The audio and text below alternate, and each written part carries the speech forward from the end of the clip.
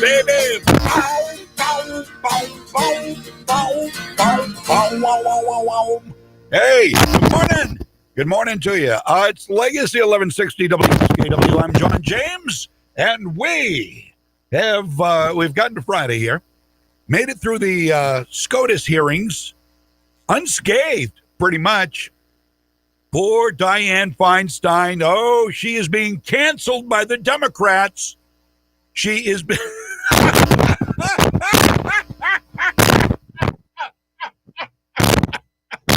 Dianne Feinstein is being canceled by the Democrats because she gave Lindsey Graham a hug. I kid you not. Can't even believe it. We'll get to it. One more song. Little Polly. You know what? That doesn't even sound like the original, for crying out loud. That's not the original, is it? You got to give me a break here. Give me the original Paulie Brown, Up in a Puff of Smoke. I love the song, but that's not the... I know the original. Why do we not have that? Do we have it and you're holding out on me? No, I don't want Linda Martin's version of it. I want Paulie Brown. I guess we aren't going to get it. All right, let me try this. I'm sorry. That was on my docket for this morning. This is a crazy sort of a Friday. Oh, I think you've got it. Okay, let's try this one. This could be it right here. Oh, this is Maria Muldaur. This is good. I like that. Okay, let's do it. This for the ladies. I can start tonight, 2 dozen shirts for you and count from 1 to 9. Come on now. Yeah, I can slip up a great big dip up a lot from a drippers can. Come on, everybody. Throw it in a skillet, do my shopping and be back for it melts in the pan, 'cause I'm a woman. Yep. Let me tell you again,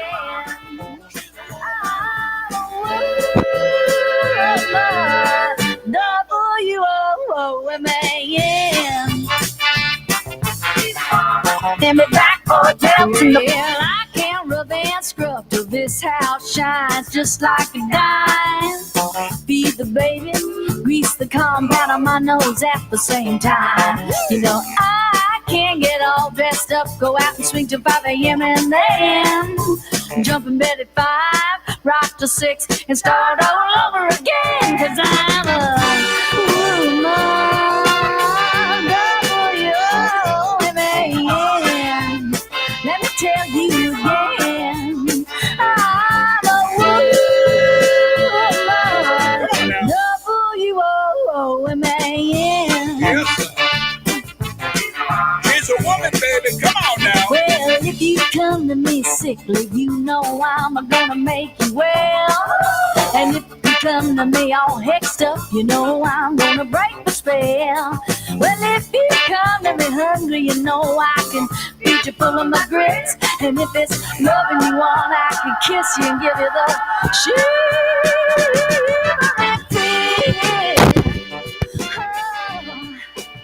I wanna do it again. Just gonna do it again. She's a woman. I'm a woman. Come on now. W-O-O-M-A-N. Yeah. Come on now. Come on, baby.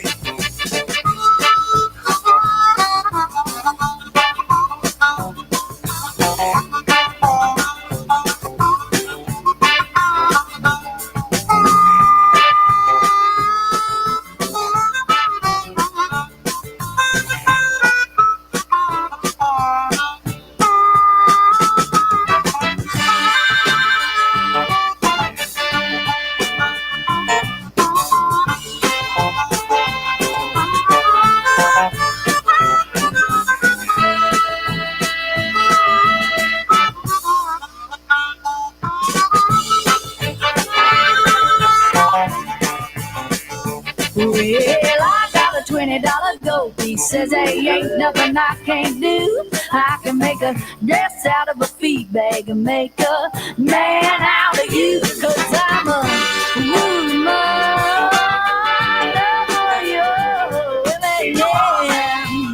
Just let me tell you again. Come on, everybody. I'm a woman. W-O-M-A-N. Yeah. And that's all. That's all. Yes, sir. That's all. That's it. Come on now. What more do you want? Woman, baby. What Come on. more do you need? I'm a woman. It's time for a little fun, a few laughs, and a whole lot of truth. Ted Nugent speaking fluent Democrat. All right.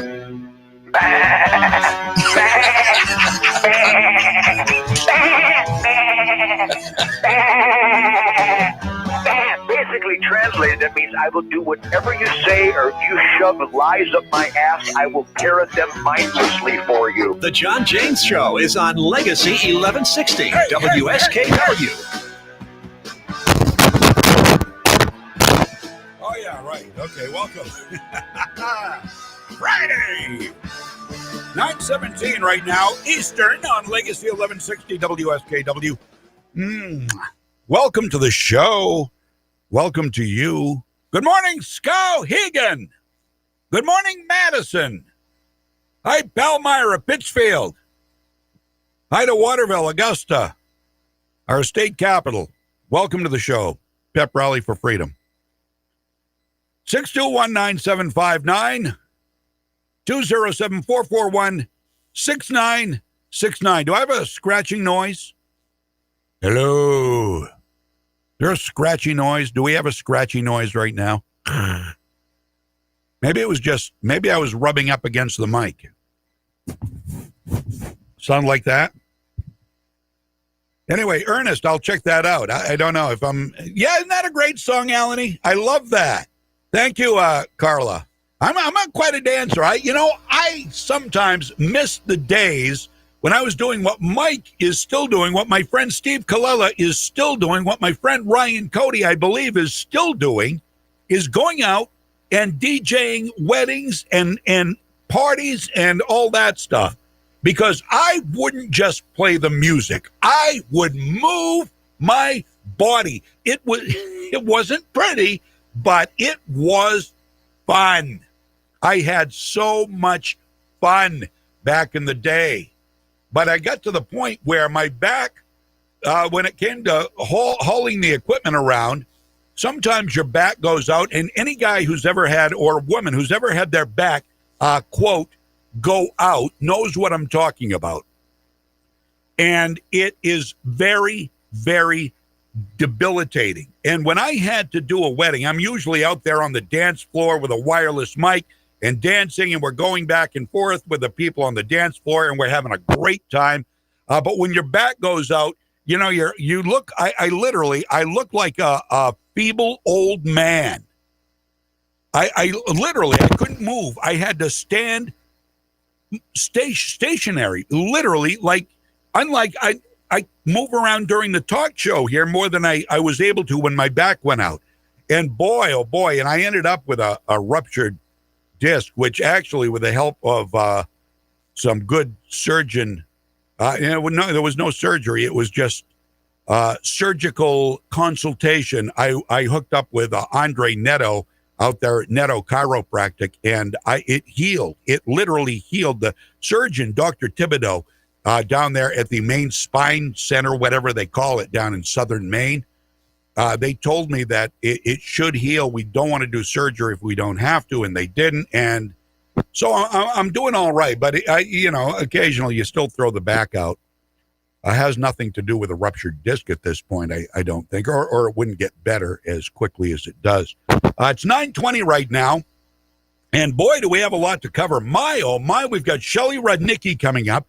I've got some news. I'm not, Scott Searway, Senator Searway, I talked with him at length this morning, and he filled me in on all the shenanigans last night over at the Civic Center for the debate with the senatorial candidates. Max Lynn and Lisa Savage and what's her name? Susan Collins and Sarah Gideon. And very interesting. You're going to be interested to hear this. I don't think this has gotten out anywhere yet. So I'm going to tell you about it. And we're going to talk a little bit about last night's debate and last night's town halls it wasn't between anybody. They were separate town halls on ABC. It was Joe Biden and George Stephanopoulos. And over on NBC, it was the very confrontational Savannah Guthrie and Donald Trump. So we'll relive some of that fun coming up for you this morning, too. And in addition to that, it's a free-for-all Friday. If there's some song you haven't heard in a real long time like that one, I love that Maria Muldaur song, I Am Woman. I just happened on that. I don't know how that happened. It was supposed to be Up in a Puff of Smoke. I never did find out if that was the original. Play just a little bit, Jamie. Would you do that? I don't even think this is the original. I'll tell you in a second here. No, that's not it. That's not the original. I can tell. No, that's Polly Brown. Yeah, that's Polly Brown, but that's not the original version. I hate it. It's like you get these albums. Remember, you used to buy these albums, original hits by the original artists, and they never sounded like you remember them. It's because they were like outtakes. They weren't the actual version that was released. They were like seconds. They weren't the perfect version. So I sense that's what this is. I don't know as anybody wants to hear Up in a Puff of Smoke. It's sort of a guilty pleasure I've got. I kind of like I said, I was sort of this was a girl song going up in a puff of smoke and all these bubblegum songs that I now admit I loved during the 70s, but could not admit back when I was in the 70s because I was a cool kid. I had to listen to rock and roll, which I also did, but I couldn't admit that I liked the disco era, and I actually did. I had to be one of these disco sucks guys, because if you didn't, you weren't cool. And you know how peer pressure can be, right? Oh, he listens to disco. 9:22 right now on Legacy 1160. So we'll get to all this stuff. It's time now to take a look at history. We'll do a real quick look at history, and we'll take a break in just a couple of minutes, and we'll have Shelley Rudnicki on the phone, and we will relive some of the priceless audio last night from the Maine senatorial debate. Right now, though, it's October 16th, and this is the Associated Press. October 16th, 1859. John Brown's body lies a mouldering in the grave, but his soul goes marching on. An incident that brings America closer to civil war. Abolitionist John Brown leads a raid on a federal arsenal in Harper's Ferry in what's now West Virginia, hoping to spark a slave revolt. Brown later surrenders and is executed. 1793. During the French Revolution, Queen Marie Antoinette, who is said to have told France's starving people to let them eat cake, is beheaded. 1978. The Roman Catholic Church chooses its first non-Italian pope in more than 450 years. He is Polish Cardinal Karol Wojtyła, who takes the name of John Paul II. 1973. American Henry Kissinger and North Vietnam's late Duc Tho are awarded the Nobel Peace Prize.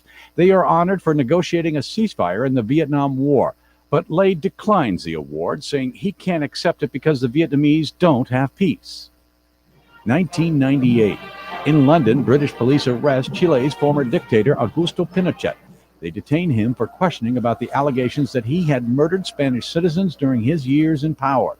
Pinochet eventually returns to Chile, but he faces investigations and court cases there until he dies 8 years later. 1916. Margaret Sanger opens the first birth control clinic in Brooklyn, New York. She is later arrested and serves 30 days in jail after police raid the clinic. 1987. End of a 58-and-a-half-hour drama in Midland, Texas. That's where rescuers free Jessica McClure, an 18-month-old girl trapped in an abandoned well. And 1997. Novelist James Michener, whose South Pacific Tales inspired a Broadway musical, dies in Austin, Texas. Today in History, October 16th. Tim McGuire, The Associated Press.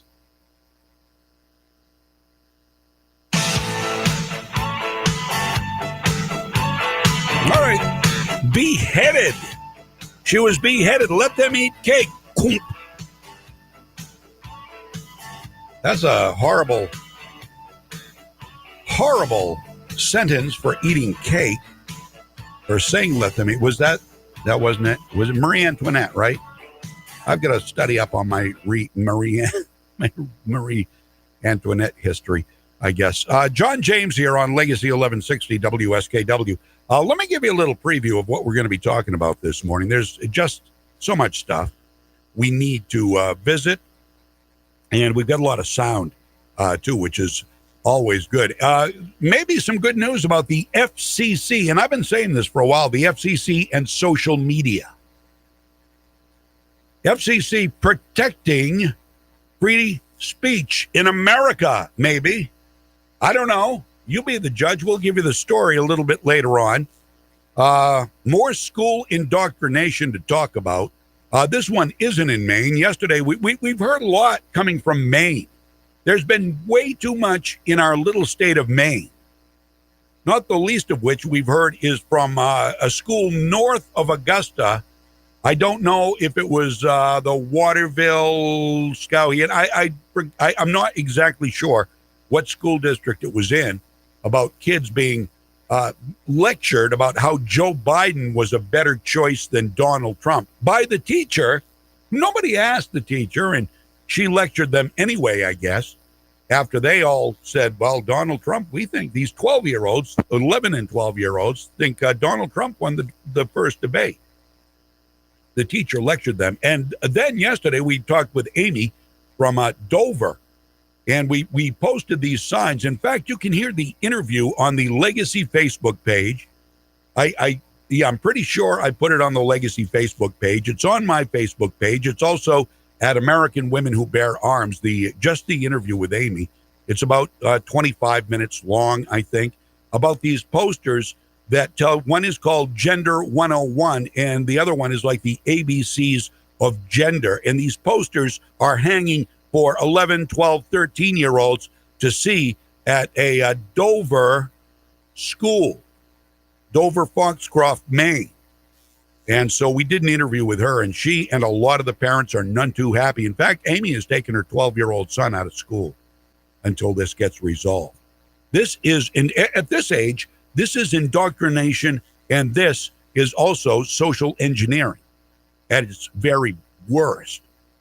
So we'll be talking about this other new incidents that just popped up. This is a national story about more indoctrination at schools. And, of course, Savannah Guthrie, as opposed to George Stephanopoulos, who really let Joe Biden go, let Joe Biden babble on for not an hour like Trump, but an hour and a half, pretty much, trying to stumble and bumble his way through answers to questions which may or may not have been pre-planned.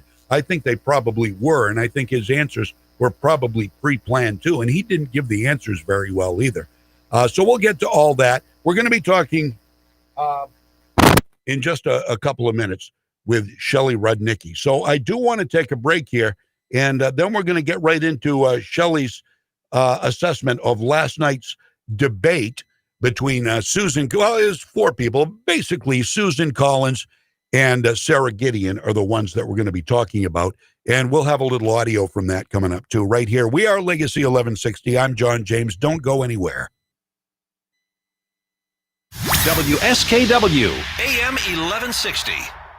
And Sarah Gideon for Senator Radio. Take one. As a lifelong Mainer, I make it my... Cut. Sarah, you were born in Rhode Island, so let's try take two, okay? I'm Sarah Gideon, and I don't take corporate money. Cut. Sarah, the research team says you did take corporate money, even though you tell us you don't. Let's keep going. Take three. I'm Sarah Gideon, and on taxes... Cut. Let's not go there. Sarah, you've tried 86 times to raise taxes and fees on everything from health care to heating oil to snowmobiles. So let's just move on to take four. I'm working every day to... Cut. You sent the legislature home 6 months ago and haven't done anything since then. They don't need to know that. Shut it down. Sarah, let's just toss this thing to someone who actually never stops working for Maine. I'm Susan Collins, candidate for Senate, and I approve this message. Paid for by Collins for Senator. Take it to Moody's. Take it to Moody's Collision Center. If your car is a wreck and you don't know where to go, take it to Moody's. You wanna get on with your life, get on with the show, take it to Moody's. Good people you can trust and it won't be a fuss. Take it to Moody's Collision Centers. MOODY.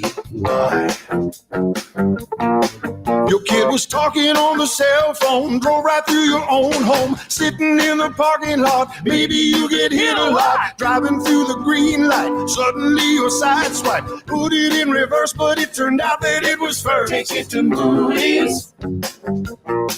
Take it to Moody's Collision Centers. So what did State House Speaker, millionaire Sarah Gideon do when the coronavirus hit Maine? Here's Maine State Senator Brad Farron, who served with Gideon in the legislature.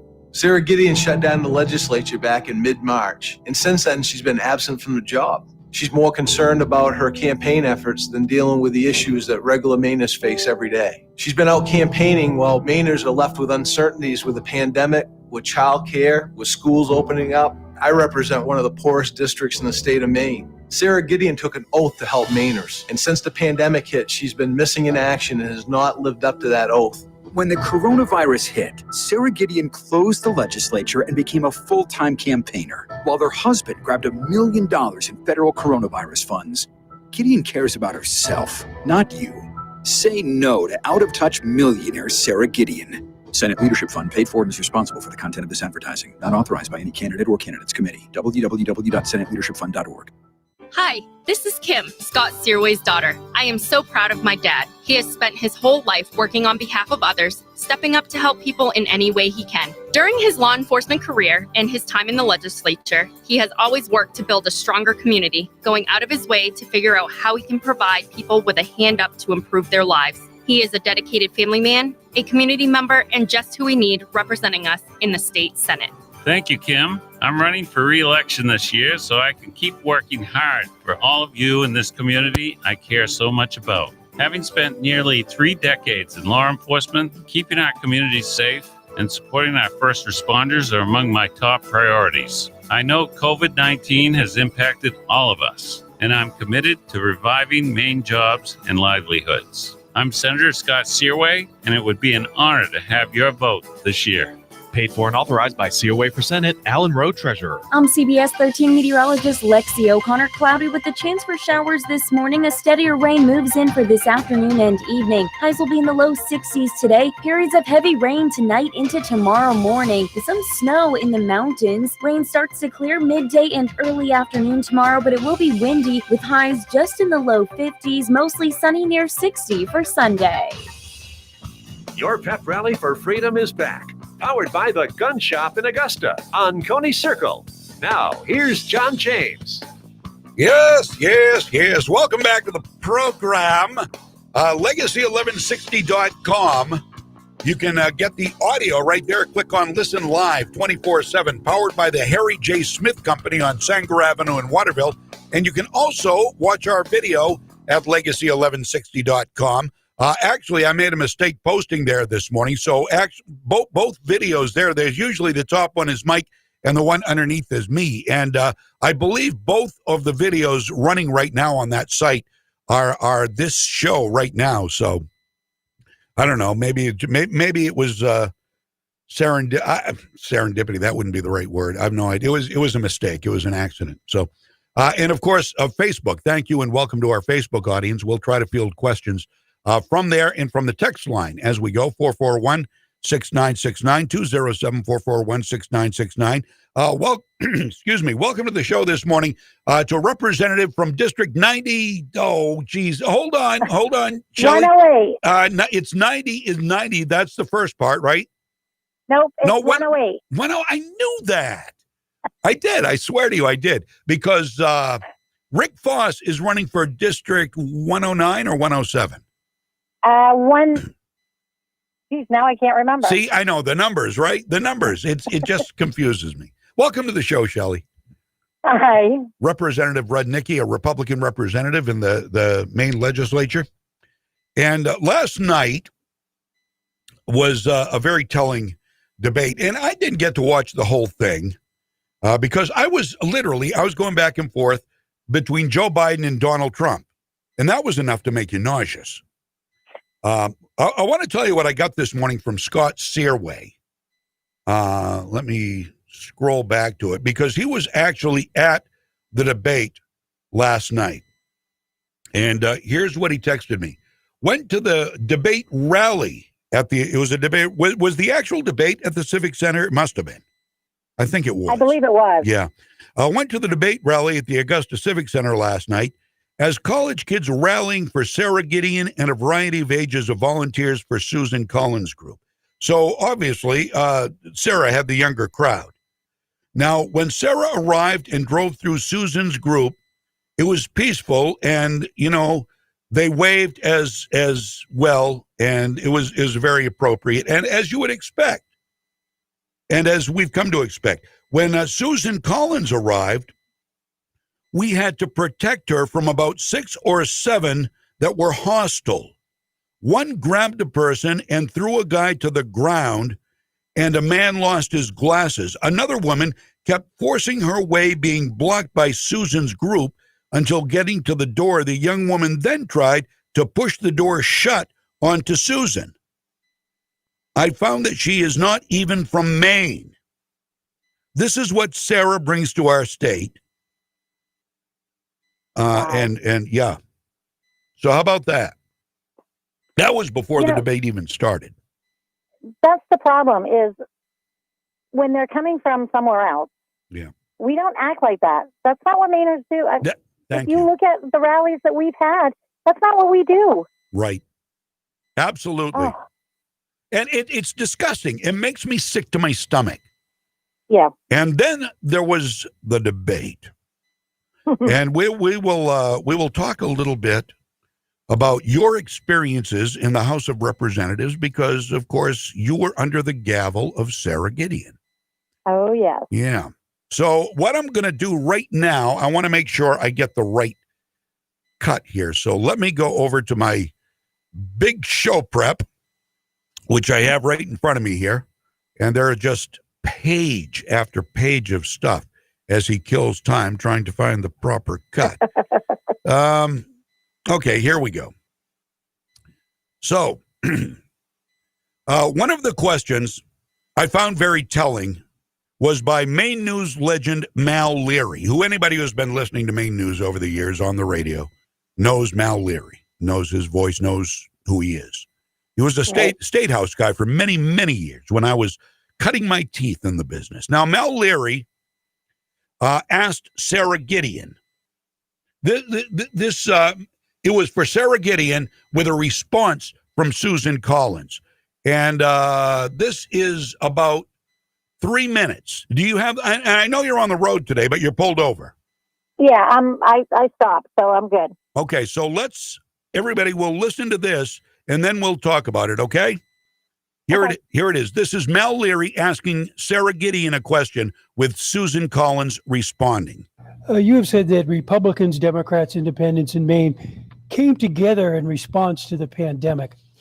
But didn't you lose the opportunity to call a special session by not narrowing the focus of that call to just dealing with the pandemic issues? It seems the Republicans were saying, we don't want to take up 400 plus bills. Thank you. Do I have an extra 15 seconds to respond as a rebuttal as well? Sure. Thank you very much.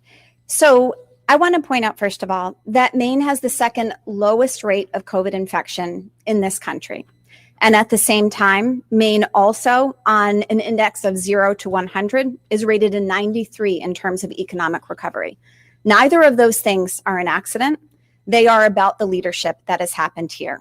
And that is in direct contrast to what we have seen happen on the national level with the lack of leadership from the federal government, more than 215,000 Americans who are dead, and an economy overall in the nation that is in shambles. Now, here in the state of Maine, I am proud of us coming together. I've never seen Democrats, Independents, and Republicans come together so swiftly. I am sorry that my Republican colleagues got caught up in the politics of Senator Collins and the national GOP in refusing to even answer a poll to come back. But I want to just point out and ask a question because leadership matters very much.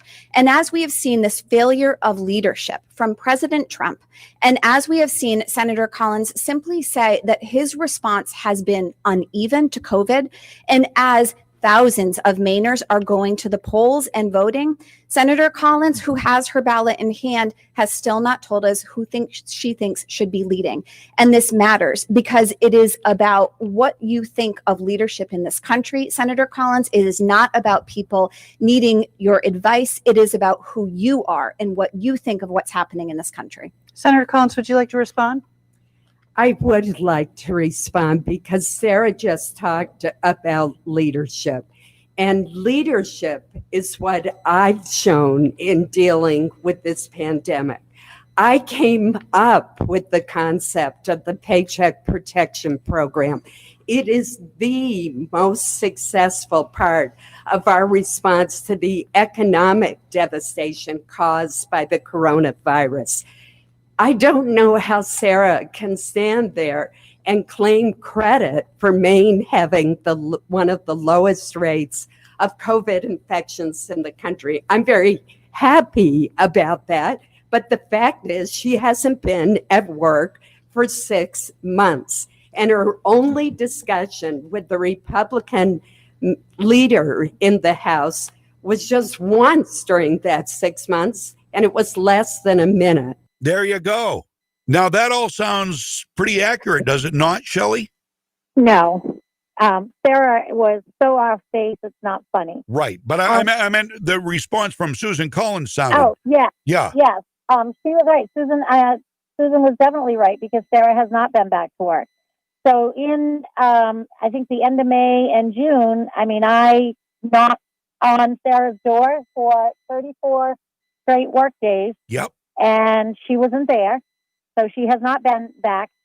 But let me talk a little bit, if it's okay, about what she said about Republicans not even wanting to be polled or not being polled. Yes, I was going to ask you about that. By the way, Representative Shelley Rudnicki, District 108, and you're running for re-election too, by the way. Is our guest this morning. Okay, go right ahead. Yeah, I wondered about that, being polled to come back. I'd never heard that before. So, and being a freshman, these were things that I learned, and I talked to, other people that have been there a long time. So traditionally, if for the legislature to come back into session, there's two ways for that to happen. The governor can call us back and we have to go back. Yep. Or you have to get 50% of each caucus. So 50% of the Republicans in both the House and Senate and 50% of the Democrats in both the House and Senate to go back. And that's what they do. Now, normally those polling is done through the leadership, individual caucus leadership, not the speaker. But the speaker made it, she tried to make it political by having the clerk's office call us. And we all took the, not we all, I'm going to speak for myself. Right. But, when I was called by the clerk's office, I had already spoken to my leadership and told them my opinion and already gave them my answer to the poll. And I know that others in my caucus, we did the same thing. We went through our leadership, which has been tradition, versus answering the call from the clerk's office. I believe, again, my opinion is that they were trying to do it through the clerk's office so that they would have a record so they could come back on us and blame us individually for not voting the way they wanted us to vote. So, but we said, and we had been saying, we've said all along this summer, we'll go back, but we go back under strict, like Susan said, under very strict guidelines where anything COVID related. Right. Not for all these bills that were left on the table back in March. If they thought they were that important, they should have taken them up before we adjourned in March. Amen. They didn't. Amen. And that's why we said, we'll go back. I would go back today if that if we went back for COVID-related stuff only, but there are over $900 million worth of bills still on the table that if we went back, they could bring up unless we had a very public agreement that says otherwise. But Sarah doesn't want to go back. She's campaigning. She hasn't wanted to go back all summer. She's too busy campaigning and raising money out of state than she is, being a Mainer. Yeah. Well, it's amazing. We discuss on the and you'll learn more today. By the way, anybody who wants to listen at noontime, the Sportsmen's Alliance of Maine, the Institute for Legislative Action, is going to be talking with, today we've got Jared Golden and Dale Crafts. We're hoping to have Susan Collins. Sarah Gideon will be in no-show next week. But we're going to start out talking about how much money has been spent on these campaigns. Actually, I think that was also part of last week's show. And it's an amazing amount of out-of-state money.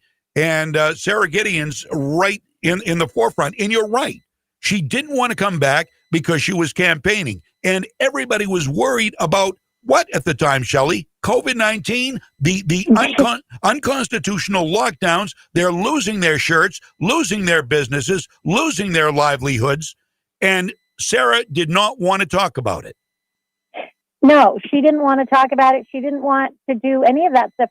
When you look across the country of the states that didn't shut down, and I'm going to use South Dakota because I was there this summer. Yep. They didn't shut down. They didn't keep the kids from playing sports. They haven't lost their shorts. In fact, if you look right now, they're advertising on TV. Come start your business in South Dakota because they didn't go through what we're still going through. Yeah. What they talked about last night in the debate, how we have, Sarah said how we have such low numbers. Well, if we have such low numbers, why are we still locked down? Right. Thank you. Still having all of these. And everybody knows this that knows me or has watched any of my Facebook Live stuff. I've traveled this summer. Yep. I've traveled over 22, 24 states. Yeah, it's part of your business. You sell cars, and this is part of your business. Well, that and my husband and I, because he worked for GE, he is he was considered essential. So we took our vacation like we planned. Nice. And part of our vacation is we drive and go and do that. So wonderful. We did all of that stuff, and we have not. There was only one time that I felt that I was actually attacked for not wearing a mask or any of that type of thing. But most people, they're out trying to live their lives, and here we are locked down in the state of Maine. We've lost, we're going to be $1.5 billion in the hole over the next 2 or 3 years because of this lockdown, because of the lack of sales tax. And then I heard somebody make a comment, well, we got $25,000 this weekend in sales tax because marijuana is now open for recreational. Well, you know what? $25,000 does not make up for whatever we've got going. No, not even as a drop in the bucket. It really is. And that's why, we need to be back. And right now we're going to be years in this state catching up to where we were. And there are some hard choices that have to be made. And I don't see right now the Democrats making those hard choices as to where to make the cuts, because we have to make some serious cuts. And I don't know what we're going to do. If we continue down the path that we're at, if we have the Democrats keep control of both the House and the Senate, I just cannot fathom where we're going to be. We're probably going to see a major increase in our taxes in this state. So those of us that did keep our jobs, that have kept our businesses, are going to have to make up for everything else. And there's going to be more people out of business and more people without jobs. And the restaurants, I mean, what is the restaurant scene looking like? Even now that they're allowed to be open and luckily they're throwing us a bone, letting us have some people in restaurants, but still restaurants rely on a full house, especially on weekends. And you can only have half a house at best, and people are avoiding going out. They really are. My husband and I have gone out a couple times, and then I went out with friends down in Brunswick a month or so ago, and we had to sit outside. And get this, we're outside. There was 8 of us, but we had to sit at 2 separate tables, and we couldn't even put them together. Wow. I'm like, to me, the whole thing, we're outside for one thing. and we couldn't even have that, that type of socialization because of all of this. I mean, everything that's going on, it's just, if we don't open back up and we got to return to normal. We got to live our lives. We do. I mean, we were saying after the first month, and a month was too long in my humble opinion, but agreed. But, a couple of weeks, step back, see the situation, assess what we have to do, move on. And now we know, sadly, there was another death. We don't have many deaths in Maine now, thank God. But there was one more death, I think, this week, and it was a woman from York County in her 90s. We know who the vulnerable population is, but they're locking down everybody and the kids. My grandson was in tears because he's not seeing his friends. Elderly people, you probably heard about this. I think it was in Colorado, where there was I don't know if you want to call it a protest or not, but a bunch of elderly people at this home came out with signs saying we'd rather die of COVID than be lonely. Yeah. I had a conversation with a constituent this week. I was now knocking on doors because, again, I'm living my life, but I'm, stepping back when I go to somebody. And I was talking with this gentleman, and his mom had lung cancer, and she passed away a couple of weeks ago. But the one thing that he said is, he goes, we took precautions. We wore masks around her, and we did that. And we had this conversation because there's a lot of people in these nursing homes. That's the thing. They're lonely. I can't tell you the number of times I was called by constituents that said, we can't go visit our parents. We can't.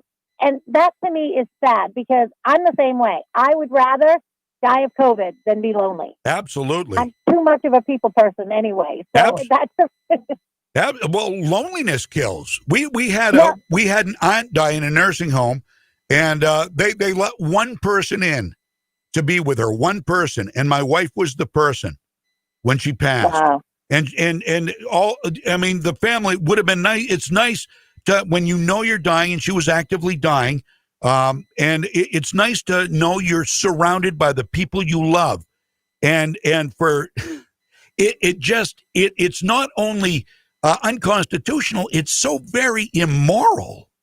It is, and it's really hard. It's hard on families. But imagine one of the constituents that called me about this was talking to me about her parents that had been married for over 70 years. And her mom was in a nursing home and has Alzheimer's. And her dad, they wanted to spend their anniversary together. They wouldn't let him. The only way that they could see her is even through a window. And she didn't understand. She had Alzheimer's. Wow. I mean, and that was not the same for them. It's just, it's immoral. What we're doing.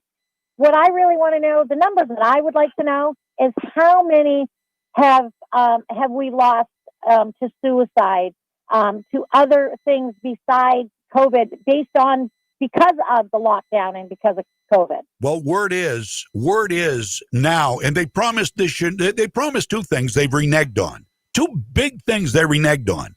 Number one is we're doing this to make sure the hospitals don't get overwhelmed. Okay, they haven't been. And nothing from the powers that be. And they also promised that we would be able to follow the science. And so now the WHO, the World Health Organization, the communist organization, a doctor other than Dr. Tedros, non-doctor leader of the organization, a different doctor said last week that the lockdowns don't work. They aren't working. They're more dangerous. They told us if the cure is more dangerous than the disease, then we've got to rethink it. Well, it is more dangerous than the disease. The WHO has said it. And again, crickets, nothing, no movement. Well, that's because the science doesn't, now it doesn't follow what they want it to say. Right, exactly. That's the problem. They try to make it fit to what their message is. Right. And, like follow the science. Well, you know what? Science, sometimes I agree.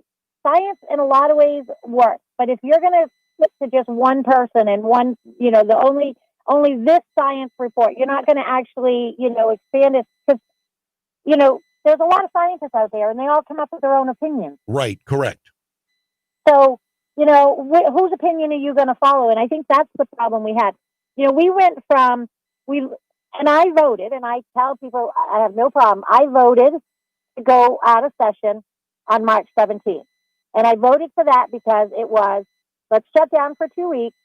And then, you know, and 2 weeks. You know, that should help. 2 but weeks. We went from, it was supposed to be 2 weeks. Yeah, And yeah, I remember.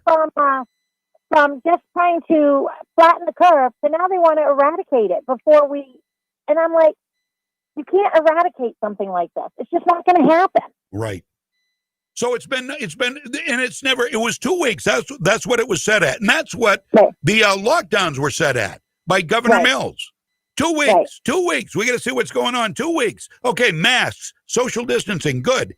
Okay. We're going to extend the executive order a month and a month. So you have not been back in session at all, have you? No, we have not been back in session since March 17th. We haven't been. And the governor could call, if they really, really wanted us to go back, the governor could call us back in a heartbeat. And there's nothing we can't stop that. But they don't, they're playing the political game. It drives me crazy. Yep. And, you know, unfortunately, sometimes you have to play the political game because it's the only way you're going to go. But it does drive me crazy. Oh, yeah. But they could very well, we could go back into session. But I'll tell you, and this has been my belief, and I've said it time and time again, that why would the governor call us back? Because right now she has 100% control, her and her staff. Because here's the thing.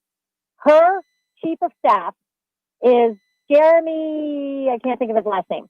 But he is married to the majority leader in the House. Interesting. So they're basically, so you've got the Democratic majority leader in the House and her chief of staff are married and the governor. So, I mean, who's really running the state? Is it the governor? Wow. Or is it, you know, it's Matt Moonen and Jeremy Kennedy is his last name. That's my opinion. Or is it Dr. Shaw? I don't know. Well, that's the other one. Yeah. Yeah. He's already shown what he did out in his last job. I can't believe they hired him because he already showed what he did in his last job about killing all of those seniors and not getting them out of the nursing home. That's the problem we've had too, is they keep putting people back in the nursing homes. And that's why it spread in other states, and is they put them back into the nursing home, and that's our most vulnerable population. You know, that's what's driving me crazy. These kids, there's no reason kids can't be in school because if they get COVID, the rate that they get better is, I mean, there's very, very, very little as far as deaths in that age group. And probably it's because they have underlying conditions. But, you know, with the recovery rate being over 99%. Absolutely, yeah. This whole thing is, it's gotten out of hand, if you ask me. But again, these are my opinions. Well, no, I don't know if you'll agree with me on this or not. Here's how I look at it. I mean, people are going to die. They are going to lose their livelihoods. They are going to end up depressed and drinking, doing drugs, committing suicide, and on and on and on. This covers all demographics. This covers young business owners, 20, 30, 40-year-olds. And on the other end of the spectrum, the people who are most vulnerable and most apt for this disease to be lethal to them, they're more likely to die if they get COVID-19. But what is the loneliness doing to them? The loneliness is just as apt to kill them and bring their immune systems down as COVID-19 is. So what are you doing? I mean, what are you doing here? You're letting people of all demographics die rather than let the elderly take their chance at seeing their loved ones and getting the disease and not having to die lonely. I totally agree. And I will tell you, I got to give you this example because it's one thing that drove me absolutely crazy. So my mother-in-law is in her 80s, and we went up on Mother's Day to see. Now, there's all kinds of family members there, and I had gone to a couple of the rallies, so I stayed back in the other areas as, a courtesy, and actually had a sister-in-law who is probably the most liberal person you will ever meet. Yep. Actually told her mother that, oh, you need to stay away from them. They're going to kill you. Shelley goes to all the rallies. What? You got to be. She actually said that to my mother-in-law. Wow. And What? I'm just like, you're crazy. Wow. They love, oh, you're going to kill your mother. You're going to kill your grandmother. Yes. They love, what is wrong with them? There's a mental disconnect with reality in their brain, in their tiny little brains. It is absolutely crazy. Absolutely crazy. You know, and if we want to get back to Sarah a little bit, Sarah is not bipartisan like she has trying to make Oh, out. I sat the, now I've got to, do you have more time, Shelley? Sure. Okay, good. I've got to take a break here. I'm way late for a break. We've got to do a quick break in the news, if that's okay.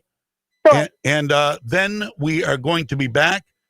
So stick around. We'll be back with more with Shelley Rudnicki, state representative from District 108, talking about Sarah Gideon versus Susan Collins and Sarah Gideon's apparent ineffectiveness as House Speaker and leader here, so-called leader in the state of Maine. This is stuff you need to know about before you hit the polls, and you need to take all of this into consideration. I'm John James. We'll be right back.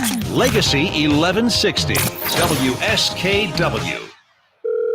911, what's your emergency? I think we're gonna need a fire truck over here. Is something burning, sir?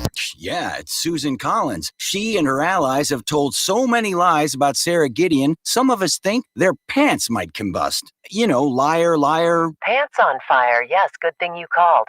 Can you see any flames? Well, right now it's just a whole lot of smoke Susan Collins is using to cover up her record on taxes. She was the key vote to pass Donald Trump's tax plan, you know? I do remember that. Yep, Collins gave billions in tax cuts to corporations and the wealthy, but raised taxes on Maine families. Any idea why she did that? Yeah, maybe because the corporate PACs gave her $6 million? Okay, stand by. I'm contacting dispatch. They better hurry. Susan Collins' lies are out of control. Susan Collins, she's not for you anymore. I'm Sarah Gideon, running for U.S. Senate, and I approve this message. Paid for by Sarah Gideon for Maine. So let me get this straight. Dale Crafts wants to represent us in Congress, but he's the same guy who wants to take away our health care? I mean, he said it himself here. So should we repeal the Affordable Care Act? Yes. Dale Crafts would vote to take away protections from Mainers with pre-existing conditions and make health care more expensive. And he'd privatize Social Security and allow seniors to be charged 5 times more for health care. So the clear choice is Jared Golden. Since electing him to represent us, Jared helped lead a bipartisan fight to lower the cost of prescription drugs and to cap seniors' out-of-pocket costs. And he fights to protect those with pre-existing conditions. He also led a bipartisan effort that pushed the VA to build the first inpatient substance abuse and mental health treatment program in Maine, so our veterans don't have to travel out of state for care. It's clear that Jared Golden will be our team player in Congress. Let's re-elect Jared Golden. Paid for by Center Forward Committee, which is responsible for the content of this advertising. Center-forward.org, not authorized by any candidate or candidates committee. When high school athletes take the field in Central Maine, G&E Roofing, Maine's premier commercial roofing company and commercial roofing contractor, is cheering them on and supporting them every step of the way. The team at G&E Roofing is beyond delighted that these kids are being given the opportunity to get out there and play their hearts out once again, because they know the importance of sportsmanship and the desire to be the best there is. G&E Roofing, commercial roofing for all of Maine, is pleased to bring you high school sports action and salutes the athletes who make our communities proud. Take it to Moody's. Take it to Moody's Collision Center. If your car is a wreck and you don't know where to go, take it to Moody's. You wanna get on with your life, get on with the show. Take it to Moody's. Good people you can trust, and it won't be a fuss. Take it to Moody's Collision Centers. M-O-O-D-Y. Your kid was talking on the cell phone, drove right through your own home, sitting in the parking lot. Maybe you get hit a lot, driving through the green light. Suddenly your side swipe, put it in reverse, but it turned out that it was first. Take it to Moody's. Take it to Moody's Collision Centers. From the Home Auto Group Studios, Farmington Ford and Franklin Chrysler in Farmington. This is WSKW, Skowhegan, Augusta, Waterville, Legacy 1160. ABC News, I'm Elizabeth Schulze. The president and the Democratic nominee appeared on different TV networks last night for one of their last chances to speak to a national audience before Election Day. The coronavirus took center stage at both events. ABC's Rachel Scott. The president walked in behind double digits in the polls, and the president spent much of his time on defense, defending his handling of not only the pandemic, issues like healthcare, as well as the economy. What we did not hear was the president talking about his rival, Joe Biden. Biden travels to battleground Michigan today for a couple of campaign events. President Trump has a rally in Florida, and then later today, campaigns in Georgia. Early voting begins today in Louisiana and Washington state. Voting is already underway in 48 states plus Washington, D.C., and nearly 18 million votes have been cast. 5 of the men facing federal charges in the alleged plot to kidnap Michigan's governor are expected back in court today, and another man has also now been arrested on new state charges in the plot. This is ABC News. New rules going into effect today for visitors to Hawaii. Instead of waiting through a 2-week quarantine, people who travel there can be out and about if they show a negative COVID test within 72 hours of arrival. The founder of a major ad firm is now basically firing himself over his own controversial comments. Stan Richards is the brain behind some of the nation's best-known ad campaigns. The Home Depot. More safe, more do it. Try Chick-fil-A's tasty chicken biscuits. We'll leave the light on for you. This week in a meeting about a Motel 6 spot featuring African-American artists, the 87-year-old Richards called the campaign too black for the motel chain's, quote, white supremacist constituents. The Richards Group's biggest clients immediately severed ties with the firm. Now Stan Richards has apologized and walked away from the company he founded in 1976. Jim Ryan, ABC News, Dallas. And the one-time ruler of the diet soda scene is going away. The Wall Street Journal now says Coca-Cola is retiring the Tab brand by the end of the year. I'm Elizabeth Schulze, ABC News. Microban 24 protects against Staphylococcus aureus and Enterobacter aerogenes bacteria, but does not provide 24-hour protection against viruses. Every time you touch a surface, you leave behind bacteria. To keep surfaces sanitized all day, use Microban 24. Spray on hard surfaces to kill 99.9% of viruses and bacteria initially. Once dry, Microban 24 is effective for 24 hours on bacteria when used as directed. Microban 24 sanitizing spray, bathroom, and multi-surface cleaner. What's hot for business this week at Staples? Small prices, big savings. Get ready to go big this holiday season with everything your business needs at amazing prices. From shipping supplies and services to custom signs and PPE supplies. And right now at Staples, save up to 30% on all shipping supplies with 12-pack mailers as low as $7. Shop in-store or pick up curbside. Save big for your business this week at Staples. Ends 12/26 while supplies last. In-store only. Curbside available in most stores. It's time for the truth, and you found the home of it right here. Here's your truth-telling, freedom-loving, flag-waving host, John James. And we're back. 10:08 right now on Legacy 1160. And my guest back, pulled over safely on her travels, Shelley Rudnicki, Representative Shelley Rudnicki from the Maine Legislature, District 108. And this is, it doesn't matter where you're listening from. The person we're talking about running against Susan Collins, this senatorial race, this means a lot for the nation, not just Maine. Right, Shelley? Yeah. It does.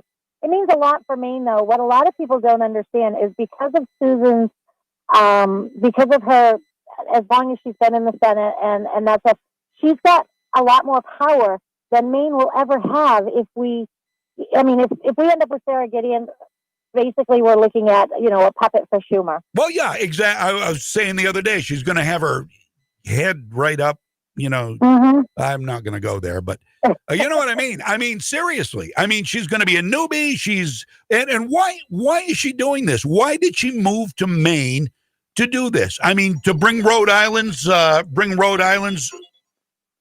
hold on a second here. I've got to, getting a call from one of my children here. Oh, hope it's not.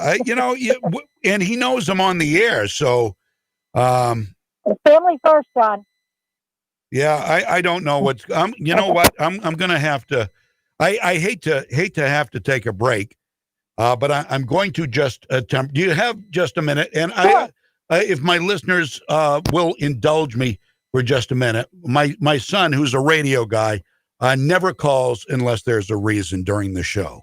So we'll take a quick break. I'll be right back. Thank you, Shelley. Sure. WSKW, Central Maine's Heritage Station. Take it to Moody's. Take it to Moody's Collision Center. If your car is a wreck and you don't know where to go, take it to Moody's. You want to get on with your life, get on with the show. Take it to Moody's. Good people you can trust, and it won't be a fuss. Take it to Moody's Collision Centers. MOODY. Your kid was talking on the cell phone, drove right through your own home, sitting in the parking lot. Maybe you get hit a lot, driving through the green light. Suddenly your sideswipe, put it in reverse, but it turned out that it was first. Take it to Moody's. Take it to Moody's Collision Centers. My insurance kept going up and up and up and up. I was getting a lot of mail about Medicare. I could never have navigated through the loopholes. These Mainers found help at Senior Planning Center, which represents all major Medicare health plans. Senior Planning Center was a lifesaver. Senior Planning Center did it all. Gave me all my options and signed me up with what I needed within an hour. Open enrollment runs October 15th through December 7th. Call 223-6565. Help when it matters most. SeniorPlanningCenter.com. When high school athletes take the field in Central Maine, G&E Roofing, Maine's premier commercial roofing company and commercial roofing contractor, is cheering them on and supporting them every step of the way. The team at G&E Roofing is beyond delighted that these kids are being given the opportunity to get out there and play their hearts out once again, because they know the importance of sportsmanship and the desire to be the best there is. G&E Roofing, commercial roofing for all of Maine, is pleased to bring you high school sports action and salutes the athletes who make our communities proud. Rally for Freedom is back, powered by the Gun Shop in Augusta on Coney Circle. All right. Now, here's John James. All's okay. It was a non-emergency, is what it was. Well, that's it. Yeah, except for the fact I may have burned out some wires in my wife's camper, it was a non-emergency, and I don't even want to think about that right now. Welcome back, Shelley Rudnicki. Hey, John. So, hey, family first. That's all I say. Now, that's not what you want to hear at 10 o'clock in the morning. I was hoping it was something simple, but maybe not. That was my son. So anyway, so we're talking about the senatorial race. Susan Collins and Sarah Gideon. Now, you were talking about the tenure that Susan Collins has and the connections and, the open door policy pretty much with Donald Trump. Right. Well, one of the things I would say is something my dad used to say was that Maine's a cheap date. Yeah. And what he always meant by that was it's easy for a carpetbagger, if you want to use that term, yeah, or somebody like Bloomberg and them to come to Maine and buy advertising. Right. And buy, basically they try to buy our votes here in Maine. And that's what it's all about, is because it doesn't cost as much. And there's that saying that always went, as Maine goes, so goes the nation. Right. And I think that's why they come to Maine to if they figure if they can convince us or buy us, then they can take and use Maine as, hey, look, Maine changed, Maine's doing it this way or whatever. And I think that's the problem we have with all of this out-of-state money that comes in here during our elections and tries to buy us, whether it was from the immunization, whether it's from, I don't know, we had, the marijuana stuff, the bear baiting, all of those type of things. When they bring in all this outside money, that's what they use it. It's because it's cheaper to do it in Maine.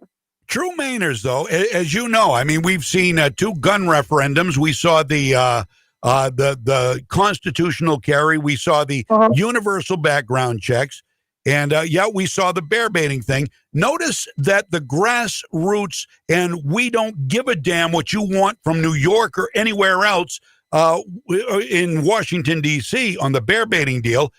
We are resolute in our beliefs here. Leave us the hell alone. But then you've got the leftists who they get a little emotion thrown in. Oh, the poor bears. And you see where all of the votes for this money come from: southern Maine, coastal Maine, and from the bastions of liberalism. So it's all it's the difference between logic, common sense on one side and feelings on the other. Do you agree? I totally agree. I was actually, when I started my very first campaign, I was at a conference, a She Leads conference, and one of the things that somebody had said, it was a psychologist I think they had there, and they said, that's the difference between Democrats and Republicans. Republicans will use the logic and the facts, and Democrats will just play on your emotions on everything they do. And they recommended Republicans try to get a little more emotional, but that's not in our nature, no. I don't think, as much as it is in, the whiny Democrats that they have to whine about everything and, decide to play on your emotions for everything. Yeah. No, you're absolutely right about the whining. In fact, later on in the show, if we have time, I've got some Kamala Harris audio, and she is literally whining like a child. And this is the person who is going to be president if they elect Joe Biden. This is your new president. I've told people, I said, if Joe Biden will be, if they win, he's inaugurated on the 20th, and on the 21st, he's incapacitated. Yeah, he's a placeholder. Mm-hmm. And she couldn't even get 1% in her own party for the primary, but here they've got her as the vice president, and now they want her to take over. Right. It's scary. It's scary. She couldn't do it on her own, and now that she's got Biden's coattails, she has forgotten about the woman. She's forgotten about Me Too. She's forgotten about damn the man. We've got to listen to the woman. We've got to give her a hearing. We've got to let her be heard. And now you don't even hear Tara Reid. Who's she? Not even brought up. And last night, I don't mean to switch away from the main debate, but last night on the town hall that Joe Biden had with George Stephanopoulos, he had an hour and a half to bring up this bombshell report from the New York Post about the computer that was found with damning evidence that Hunter Biden was Hunter and Joe were complicit in this whole Ukrainian deal, and not one question. And on the other hand, Savannah Guthrie on NBC fought with Donald Trump for the first 20 minutes before they even took a question.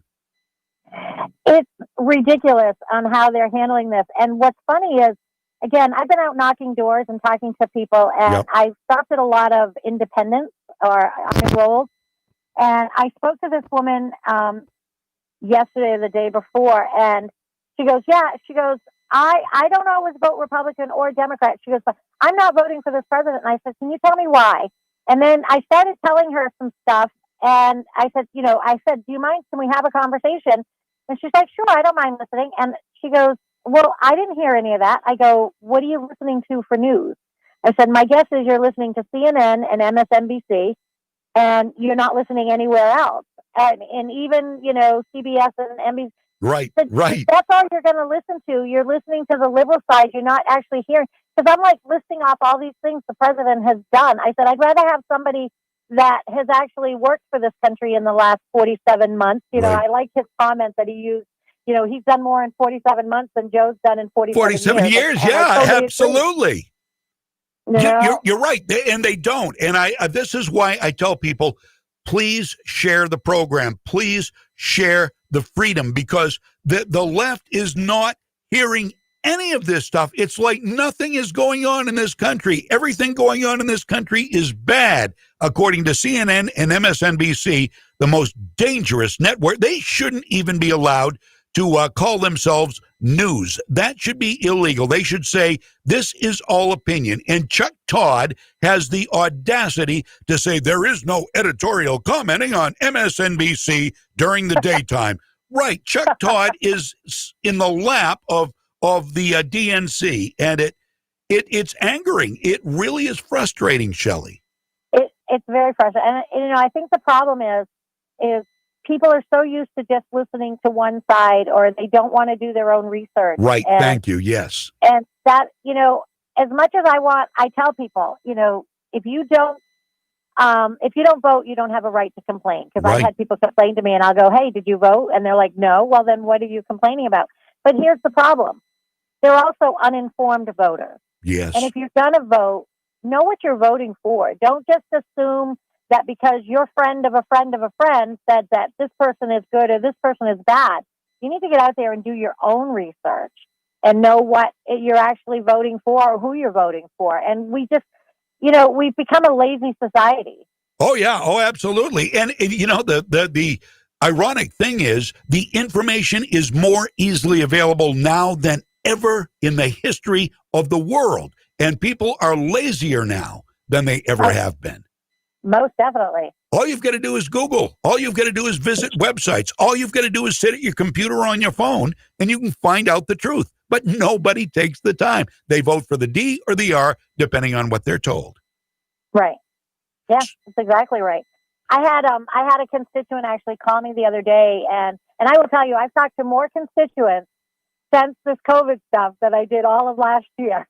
But I had this constituent call me the other day and ask me about local elections. Yep. Because they were trying to do their research because they really didn't know the people running for our town council and stuff. So rather than giving them my opinion, I gave them my opinion, but what I said was, here's the reason, here's what I know about this person, and here's what I know about this person, and I know both of them personally. And I said, and that's what I told, and I gave them, like a background of the people. So that and then I said, you can look this up here, or you can go here and ask for their information. And I don't want, I do give my opinion, but I say, here's how you go about finding out from somebody else who might not agree with me. Right. And I try to do that because, I try to be fair. Try to be fair. Thank you. Yeah, that's the best you can do, Shelley. Yeah, I'm a conservative. There's no doubt about it. Most everybody knows it. But I still try to be fair, and I still try to work with people. And unfortunately, if we go back to the main house this year, I will tell you, because they didn't have to work with us, the Democrats didn't work with us. Yeah. Now, they still didn't want to. Now, in working with Sarah Gideon as Speaker of the House, how long you were in session? You did an entire, part of a session with her in the House. Right. Yeah. We so the first year, my very first year, and I sit front and center. I have the seat directly in front of her, the first row, and it's fun to watch her facial expressions. But I learned a lot about the etiquette in the House, and that's what frustrated me so much about her. She acts like she's being bipartisan because she didn't keep all the Republicans together on one side. Oh, and my all the word. Democrats. Yeah. Okay. Yeah. You know what? That was just, to me, it was just ridiculous. Absolutely. And then to claim that that's her bipartisan thing, that's just ridiculous.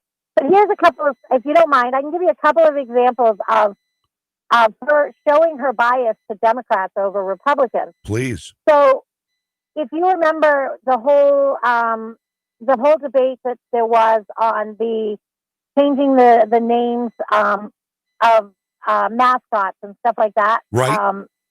Through the Indian names and all of that. Yes. So I'm a strong believer in local control. Right. And part of my district, two of my towns are actually go to Skowhegan High School. So I got a lot of information. I got a lot of letters and stuff like that from constituents in the area. I got a lot of emails, and I took an email, and it was actually from a Native American that lives in my district, and they sent me this email. So during this whole course, because it came in front of my committee first, and I strongly believe in local control. I didn't take a side one way or the other, but it's except for it should be local control. It should not be the state mandating one way or the other. Correct. I agree. So I got up and I gave a speech on the floor of the House, basically using the words of one of the constituents, a couple of constituents that sent me, and I gave that. And one of the etiquette in the House of Representatives, I believe in all of it, is we speak to the speaker. You don't turn around. You don't speak to everybody else or your colleagues. You speak to the speaker. That's Okay. who you look at. That's how you do it. So you're talking to an Sarah etiquette thing. Gideon. Right. So you're Okay. talking to Sarah. So I was talking to Sarah. I was doing this thing. Well, after I sat down, the representative from the tribal representative, and I'm drawing a blank on her name, so I do apologize for that. But the tribal representative sits across the aisle from me and about 5 or 6 feet down. And she got up and spoke. And the whole time she's speaking, she's like glaring at me and turning and talking to me this whole time. And I actually said something to Sarah because, we've been called out on that in the past. Right. And so when Sarah was leaving, I stopped her and I said, why did you allow that? I said, the rest of us can't. Well, she doesn't speak very often, so we just let her speak. Oh, wow. No kidding. And I was just like, are you kidding me? So there was that incident. And then Chloe Maxim she's actually running against Dana Dow. Okay. She was in the House. Freshman, young girl. She's in her early 20s, I think. Yep. And she brought a bill forward that was similar to the Green New Deal. Okay. And when it went through the committee process, it got completely changed. Okay. Yep. And she got up and she started giving a speech. And she was giving her speech on what she originally put in for a bill. But none of what she was talking about was directly affected the current bill in front of us. Well, again, under the etiquette and the rules of the House, you have to speak on the bill that's in front of you, not what the original version was. Okay, yeah, that makes sense. Chloe's getting up there and she's giving this speech. And so members of my caucus got up and they would go, point of order, Madam Speaker, she's not speaking on the bill. That's not what this is about. And then the speaker would basically have them sit down and Chloe would start in again and she would give it on her version of the bill, not the bill that was before us. And that happened like 3 times. And then she cried. Chloe's crying on the floor of the House because these guys are standing up and basically, she said they're basically bullying her. Oh, you've got to be kidding me. Etiquette. Because she's not following etiquette. They're calling her out on it, so she cries and saying she's being bullied. Right. This allows her to continue with her speech. In fact, from what I understand, our leadership, the Republican leadership, basically said it's her first bill and it's really important to her. We need to let her just finish her speech. Oh my word! So it's the victim. It's victimhood. She's running for Senate. She's now running for Senate against Dana Dow. And wow! She cried on the floor of the House. They actually had to take a break and let her get through her crying spell. And all the women around her, all the Republican women around her, are going, "Oh, you poor thing! Get out!" Thing. I'm just looking at it. Wait a minute. Unbelievable. If you can't take the heat, get out of the House. If you can't take it, you shouldn't be there. Or go in the bathroom and cry. Don't stand there on the House floor and cry. Unbelievable. Because you're not getting your own way. So Chloe Maxim is her name. Chloe Maxim is running against Dana Dow. Dana Dow for Senate. Wow. And she cries on the House floor because she breaks etiquette, gets called out on it, busts down crying because she's a victim, and now she wants to be exalted to the Senate. Give me a break. Wow. But that's the type of thing that the Democrats did. And I'll give you one more example of what them saying that they're working to. It didn't happen on the floor. It was actually in committee. Okay. But the same thing is going on. So I'm on the Education Committee, and I don't even remember the bill, but one of the Democrats actually, when we voted, they voted with my caucus. So it was a 6-7 vote. The Democrats won the vote.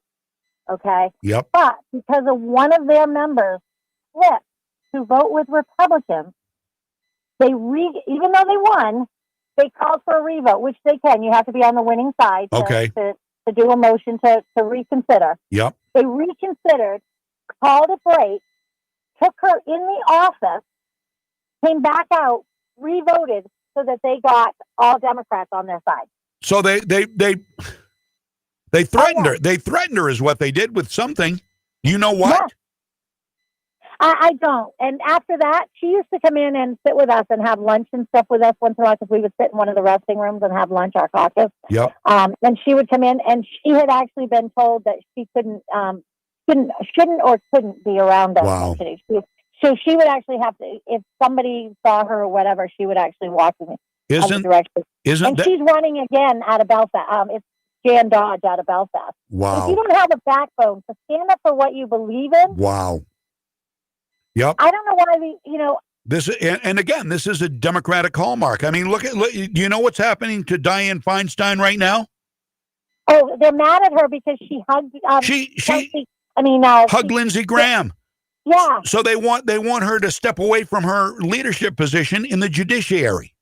It's crazy, isn't it? I mean, this is how they're children. They are literally in this crying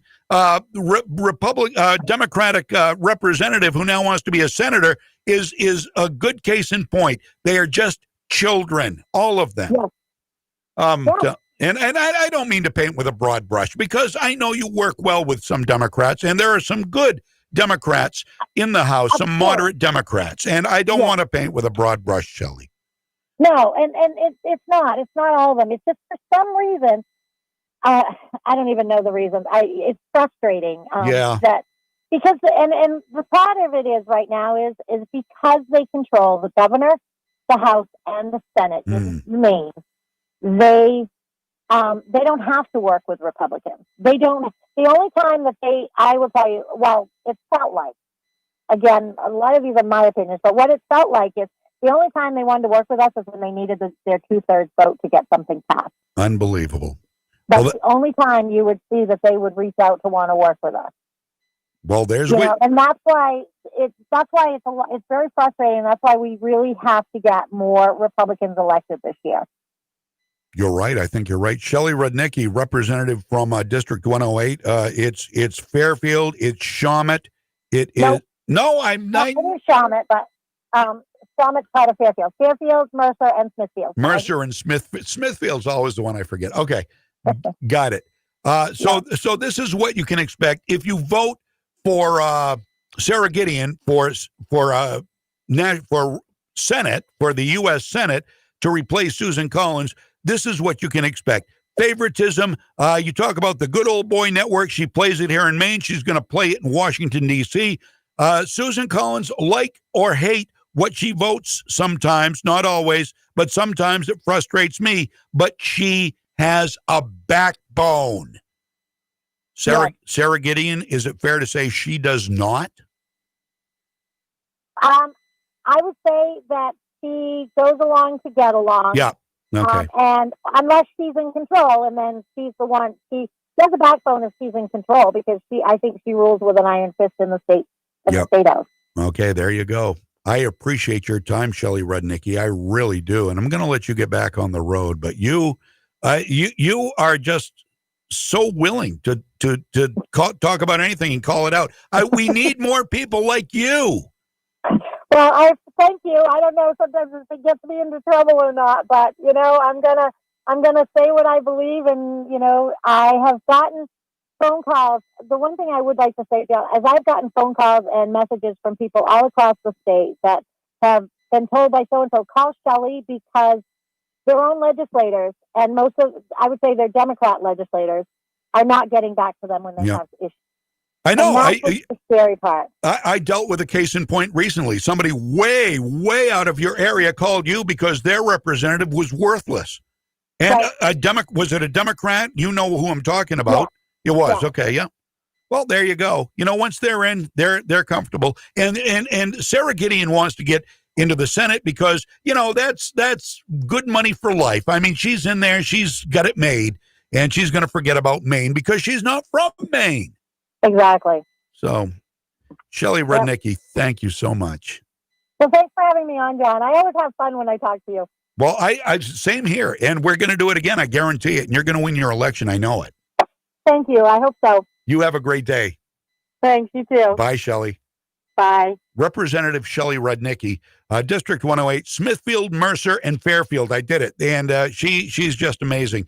And thank her for her time and her candidness. There aren't a lot of representatives, at least on the Democratic side that, in fact, let me tell you this story. Just try to get Sarah Gideon for an interview. Just try to get her to dare to get out of her bubble and talk to the media. Forget about it. We've tried. Trust me. More next. I'm John James. Legacy 1160, WSKW. And Sarah Gideon for Senator Radio. Take one. As a lifelong Mainer, I make it Cut. Sarah, you were born in Rhode Island, so let's try take two, okay? I'm Sarah Gideon, and I don't take corporate money. Cut. Sarah, the research team says you did take corporate money, even though you tell us you don't. Let's keep going. Take three. I'm Sarah Gideon, and on taxes... Cut. Let's not go there. Sarah, you've tried 86 times to raise taxes and fees on everything from healthcare to heating oil to snowmobiles. So let's just move on to take four. I'm working every day to... Cut. You sent the legislature home 6 months ago and haven't done anything since then. They don't need to know that. Shut it down. Sarah, let's just toss this thing to someone who actually never stops working for Maine. I'm Susan Collins, candidate for Senate, and I approve this message. Paid for by Collins for Senator. Explore the wild side of Maine in a Jeep from Haight Chrysler Dodge Jeep. And now is the perfect time to get a new Jeep at a great deal during Jeep Adventure Days. Now through the end of October at Haight Chrysler Dodge Jeep, 507 Lakewood Road, Klaus Corner, Madison. So what did State House Speaker, millionaire Sarah Gideon do when the coronavirus hit Maine? Here's Maine State Senator Brad Farron, who served with Gideon in the legislature. Sarah Gideon shut down the legislature back in mid-March, and since then she's been absent from the job. She's more concerned about her campaign efforts than dealing with the issues that regular Mainers face every day. She's been out campaigning while Mainers are left with uncertainties with the pandemic, with childcare, with schools opening up. I represent one of the poorest districts in the state of Maine. Sarah Gideon took an oath to help Mainers, and since the pandemic hit, she's been missing in action and has not lived up to that oath. When the coronavirus hit, Sarah Gideon closed the legislature and became a full-time campaigner, while her husband grabbed $1 million in federal coronavirus funds. Gideon cares about herself, not you. Say no to out-of-touch millionaire Sarah Gideon. Senate Leadership Fund paid for and is responsible for the content of this advertising. Not authorized by any candidate or candidates committee. www.senateleadershipfund.org. Your pep rally for freedom is back. Powered by the Gun Shop in Augusta on Coney Circle. Now, here's John James. Hello. Wow. That hour went by fast. Actually, a little over an hour. Shelley Rudnicki. Whew. Man, oh man. She is what do they call firebrand? I mean, wow. I love she has my mindset. She doesn't care what you think. She speaks truth. Oh boy, how about that? You learn about things, don't you? You learn about things. This 20-something Democrat legislator breaking with House etiquette by doing a speech about her original bill instead of the one that came out of committee, which was the bill they were going to vote on. So she talks about her original Green New Deal type bill, is called out for it, and she starts to cry. And now she wants to replace Dana Dow in the Senate? Really? You should know these things. You need to know these things. See, it's all about emotions. I'm telling you, is that not a case of, oh, poor baby, being bullied? She said she was being bullied. She's a victim. She breaks with House etiquette. She doesn't follow the rules of the House of Representatives, that the House Speaker is there to maintain order and decorum, and doesn't call her out. And when others call this representative out, she cries and says she's being bullied. Ladies and gentlemen, your next senator. I don't think so. See, most people don't get to hear about this stuff. Most people don't see it, because how many people have the time to go sit in the chambers and watch the legislative session And really, I know it's video, it's available online, but who has time to watch it unless it's something that they themselves are interested in? Wow, that just blows my mind. The whole thing blows my mind. I have one more thing here with Sarah Gideon. We didn't play all the audio that I had while Shelley was on the phone, but I do have one more piece before we get to the town halls from last night, the very unfair town halls, by the way. In this piece, Sarah goes off the rails, and she talks about everything from Trump making the nation unsafe to global warming to the importance of globalism. Oh, that's what we want. We want to go from America first to globalism. So says Sarah Gideon. He voted to help build China. And the reality is jobs have left this country. Same question. Would you like me to repeat it? No, thank you, Jennifer. Congress absolutely does need to reassert its authority. The authorization for the use of military force is overused, especially as we see how this president has made us less safe in terms of how he conducts foreign policy, basically making unilateral decisions without consulting people in diplomacy. He's killed terrorists. We need to have a foreign policy that actually is well thought out and that is acknowledging the actual challenges in front of us today, whether that is cybersecurity, whether that is making sure that the existing nuclear stockpile is kept safely maintained, whether that's thinking about how the climate crisis or the public health crisis in front of us is able to be approached in a global manner with our allies and coalition building. Leadership matters in this case, and it's why I keep asking Susan Collins who she is voting for president. It's none of your business. It's none of your business. But we know if Donald Trump is reelected that Sarah Gideon's not going to work with him because she hates him. He's made us less safe. He's a renegade. He kills terrorists without the Congress approval, which Congress probably wouldn't approve. He killed Soleimani, and Soleimani had killed how many Americans? We don't know. He was a terrorist. Soleimani was killed. They excoriated Trump for him. The left excoriated Donald Trump for killing Soleimani, who, if I recall, he was the one who got a better obituary in the Washington Post than who was the Republican that passed away that got really it was hard. It was a horrible obituary. I can't remember the whole lineage of that particular controversy, but I think it was the Washington Post. And they gave, and maybe it wasn't even Soleimani, but they literally gave a terrorist a better, a nicer, a more feel-good obituary than a Republican representative or senator or somebody. I wish I could remember who it was, but I can't. Doesn't matter. It's out there. I don't have time to look it up right now. It's 10:43, and let's get into the bully session last night on NBC and the free ride over on ABC. Shall we? Savannah Guthrie was on the attack last night. She's a leftist, and she wasted no time getting to the white supremacy issue. Of course, because that's the most important thing going right now. Because Donald Trump is racist. Why do people think that? Well, because MSNBC and CNN say he is.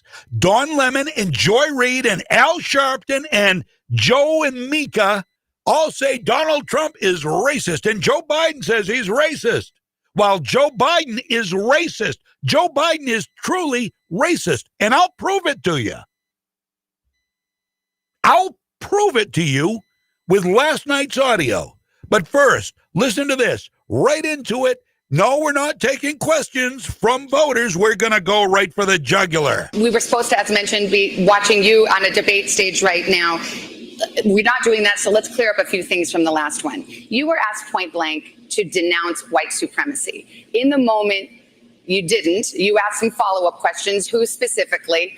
A couple of days later, on a different show, you denounced white supremacy. No, you My always do question this. to you is, You've done this to why me and does everybody. it seem like I denounce white supremacy, okay? You did I've 2 days denounced later. white supremacy for years, but you always do it. You always start off with a question. You didn't ask Joe Biden whether or not he denounces Antifa. That's right. I watched him on the same basic show with Lester Holt, and he was asking questions like Biden was a child. Well, so this is a little bit of a dodge. Are you listening? I denounce white supremacy. Okay. What's your next question? Do you feel, it feels sometimes you're hesitant to do so. Oh like my you God. wait a Here we beat. go again. Every time, in fact, when people came, I'm sure they'll ask you the white supremacy question. I denounce white supremacy. All right. And he'll be asked again because they don't want to let him get off as saying, I'm not a racist. I'm not a white supremacist. I denounce white supremacy. Savannah Guthrie, shut up, you mook. It's one of my favorite words, by the way. I've been using that a lot lately. Mook, look it up. M-O-O-K.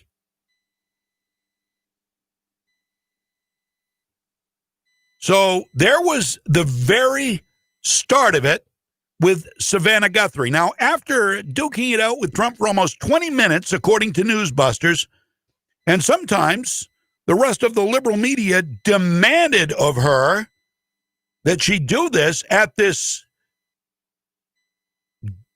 town hall. I almost said debate. They wanted her to do this. She's just doing it to appease her fellow leftist media. She finally got to the first audience question. And of course, the first question was hostile. Why did you put in place a travel ban from China and not put in other measures mitigating the spread of COVID-19, potentially saving tens of thousands of American lives? The woman asked. In one of the other contentious exchanges, it was over negotiations for coronavirus relief. Guthrie chided him. She scolded him. She made fun of him. She's a child on the playground. Savannah Guthrie. She said, you're a big deal maker and you're not getting anything done while people suffer. Trump fired back, accurately pointing out that it was Speaker Nancy Pelosi. She's the one. She's the one. Not Donald Trump. It's Nancy Pelosi. I will show you proof. Ari Fleischer, former White House press secretary, wrote, I think this might have been a tweet. I love this. Ari Fleischer, I just switched to NBC since ABC is in a commercial. Savannah Guthrie has interrupted Trump in these 60 seconds more than Stephanopoulos has done to Biden in 40 minutes. NBC is an interrogation. ABC is a picnic. Not once was the subject of the New York Post bombshell about the computer with all of the secret letters and pictures and videos with Hunter Biden brought up. Not once in 90 minutes.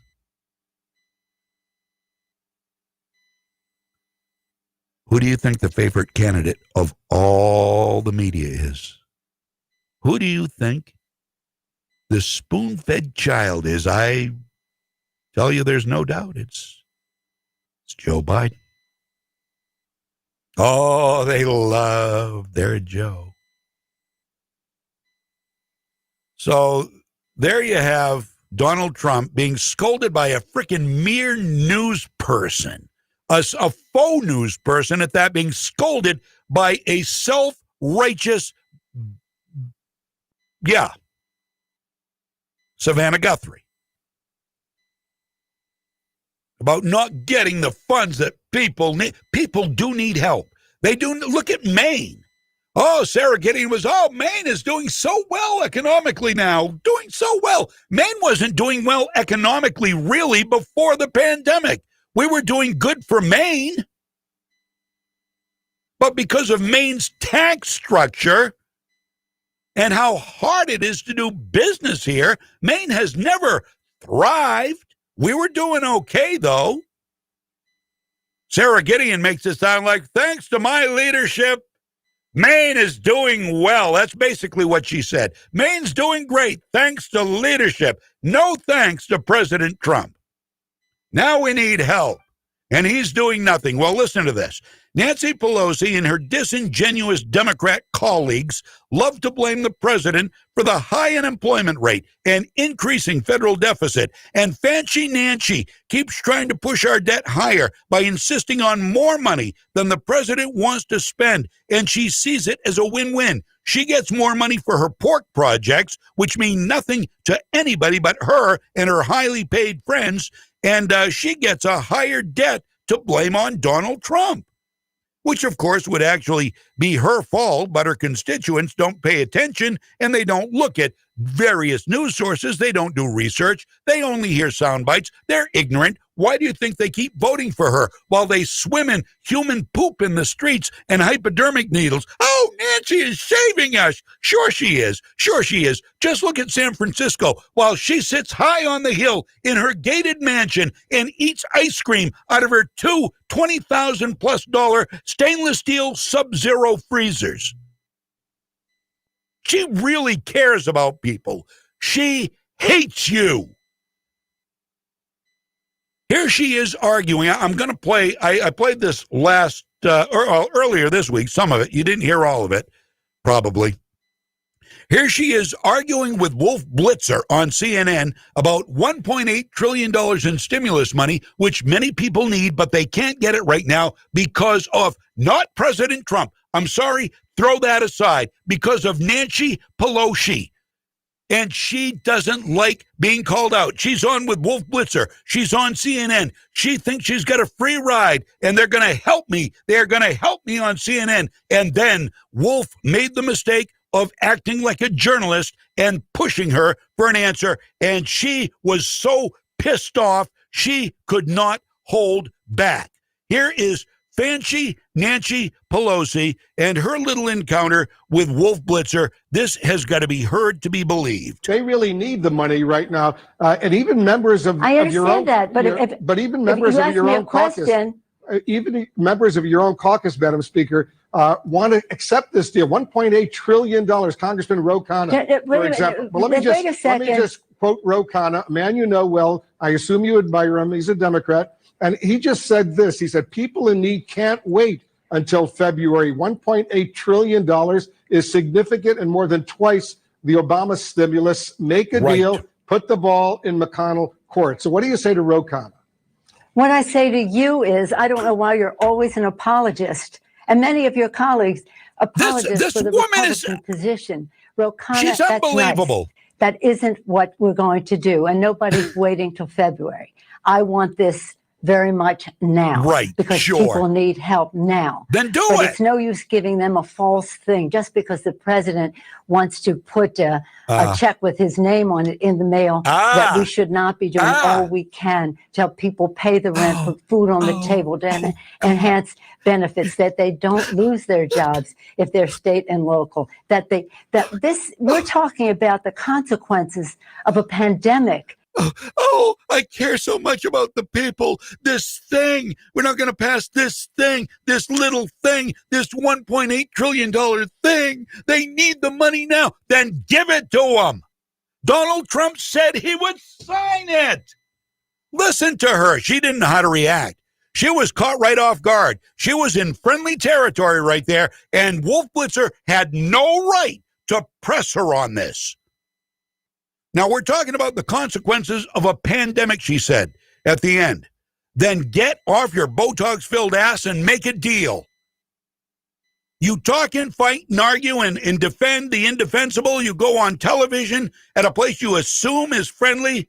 And when they're not, you blame The host. Of course, it's never you, is it, Fancy Nancy Pelosi? It's not about me. It's about millions of Americans who can't put food on the table, who can't pay the rent. And who are we having represent trouble, them. who And we are represent them. Getting And by we on represent these them. long And we food represent lines. them. That We I represent know them. you We know are. them. I'm just We saying. represent them and we know them. Listen to her. As we We say, know them. We listen to her. represent them. don't What let a the piece of perfect be work. the enemy of the good, as they say. It is nowhere near perfect. Madam Speaker. Always the case, but we're not even close to the good. All right, let's see what happens, because every day is critically important. Thanks so much for Thank you for joining your us. sensitivity to our constituents' needs. I am. Oh, thank you for your sensitivity. Oh, it's all about feel. Nancy Pelosi, you are useless. She's useless. The people in California love her because they love filth and they love being poor and they love living in the streets and they love being robbed because crime downtown is legal in some places because the police can't stop the petty theft. So the people come in and they steal things off the shelves and they walk out. And all true. Every bit of what I said is true. Nancy Pelosi is useless.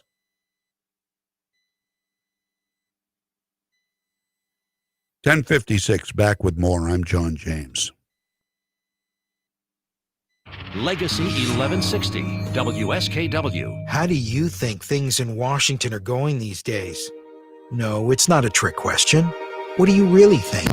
As Washington has failed, Speaker of the House Sarah Gideon has helped bring Democrats and Republicans together to protect Maine people. When Washington threatened to repeal the Affordable Care Act, Sarah Gideon successfully fought to make sure 230,000 Mainers with pre-existing conditions would not lose their coverage. When Washington failed to control skyrocketing prescription drug costs, in Maine, Sarah Gideon cracked down on companies who jacked up prices. And when Washington passed trillion-dollar tax cuts for corporations and the wealthy, but raised taxes on middle-class families, Sarah Gideon wrote the first direct property tax relief bill to pass in years, working together to get things done for Mainers. That's what Sarah Gideon's always done, and that's what she'll do in the Senate. I'm Sarah Gideon, running for U.S. Senate, and I approve this message. Paid for by Sarah Gideon for Maine.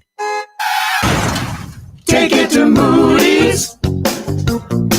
Take it to Moody's Collision Center. If your car is a wreck and you don't know where to go, take it to Moody's. You want to get on with your life, get on with the show. Take it to Moody's. Good people you can trust and it won't be a fuss. Take it to Moody's Collision Centers. M-O-O-D-Y. Your kid was talking on the cell phone, drove right through your own home, sitting in the parking lot. Maybe you get hit a lot, driving through the green light. Suddenly your sideswipe, put it in reverse, but it turned out that it was first. Take it to Moody's. Take it to Moody's Collision Centers. Hi, my name is Tony Esposito from Rockland Ford, and we want to buy your car. An unexpected situation created by this pandemic is that there is a nationwide shortage of inventory. Now, what does this mean for you? This means that the vehicle you own has never been worth more. In some cases, your vehicle is worth retail book value. I have never seen anything like it. So, if you need some extra cash or a lower payment, there has truly never been a better time to sell or trade your vehicle. If I was a consumer, I would sell high on my trade while buying low and cashing in on 0% interest and manufacturer's rebates. This is not a gimmick. This is real talk. Don't wait. Call us at 594-4466 today for a free purchase offer or visit us at rocklandford.com. Are you feeling cooped up? Tired of looking at the same old stuff at home day after day? Well, now that we can finally get out and do a little bit of shopping, why not head over to Townline Antiques? At Townline Antiques, you'll find 2 floors, 50 dealers, and thousands of items from throughout history. They've got vintage signs, furniture, classic electronics, sports memorabilia, jewelry, coins, home decor, and much, much more. So get away from it all with a look to the past at Townline Antiques, open Tuesday through Sunday from 10 to 5 on Route 201 right on the Winslow-Vassarboro Town Line. From the Home Auto Group Studios, Farmington Ford and Franklin Chrysler in Farmington. This is WSKW, Skowhegan, Augusta, Waterville, Legacy 1160. ABC News, I'm Jim Ryan. After last night's dueling town halls, President Trump and former Vice President Joe Biden are both back on the campaign trail, hitting battleground states. The president has events in Florida and later in Georgia. Biden will be in Michigan. Former New Jersey Governor Chris Christie, infected with COVID-19 during mask-off debate briefing sessions at the White House, said this morning on Good Morning America that he thought he was in a safe environment. It was a mistake. I was led to believe that, all the people that I was interacting with at the White House had been tested, and it gave you a false sense of security. And it was a mistake. U.S. coronavirus cases are in what's being called their third stage. Cases jumped about 18% this week across the country. 63,000 new cases Thursday, the largest single-day total since late July. The UK is heading toward a no-deal Brexit. British Prime Minister Boris Johnson's spokesman says talks on a trade deal with the European Union are effectively over. This is ABC News. The Trump administration has rejected California's request for a presidential disaster declaration in connection with the wildfires this year. So far, they've burned millions of acres. American intelligence officials are warning the president that his lawyer, Rudy Giuliani, was being targeted by Russians. Current and former Trump administration officials told ABC News his December 2019 trip to and contacts in Ukraine raised alarms that Rudy Giuliani had become a pawn of Russian intelligence. Giuliani had been fishing for dirt on Joe and Hunter Biden. The warning, first reported by the Washington Post, was passed to the White House by National Security Advisor Robert O'Brien, characterized any information Giuliani brought back from Ukraine as tainted. This week, the New York Post published unverified emails and photos the paper said it obtained from Giuliani. Aaron Katursky, ABC News, New York. Links to those Post reports were blocked by Twitter after questions arose about them. Now the Senate Judiciary Committee is planning to subpoena Twitter boss Jack Dorsey. Jim Ryan, ABC News. O'Reilly. It's Superstart Battery Month at O'Reilly Auto Parts. That means you can get up to a $25 gift card after mail-in rebate with the purchase of your Superstart battery. Return power, performance, and reliability to your car, truck, motorcycle, and more with Superstart batteries. Only at O'Reilly Auto Parts. O'Reilly Auto Parts. Ready to take on that painting project? Ask Sherwin-Williams and get 40% off paints and stains with sale prices starting at $23.09 October 16th through 19th. With 40% off our exceptional paints and stains, you can give some color love to your bathroom, living room, or every room in your home. Shop in store or order online for curbside pickup. Retail sales only. Some exclusions apply. See store for details.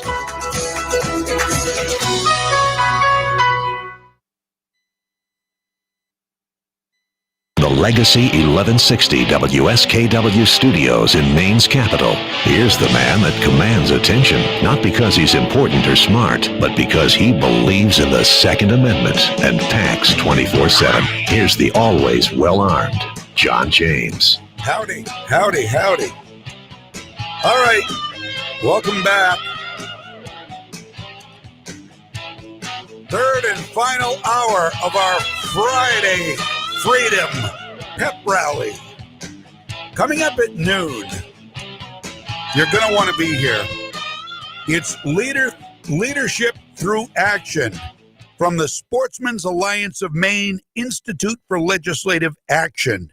That is the political arm of SAM. David Trahan and Mike Shaw will be your hosts. Today's guests are going to be, in order, Gail Crafts and Jared Golden. Not going to have a debate. Going to talk to them, and you'll want to be around for it. here on Legacy 1160.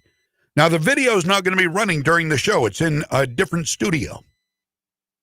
So, you can go to legacy1160.com, click on Listen Live if you are remote and want to hear this, or you can listen on AM 1160 and get your fix.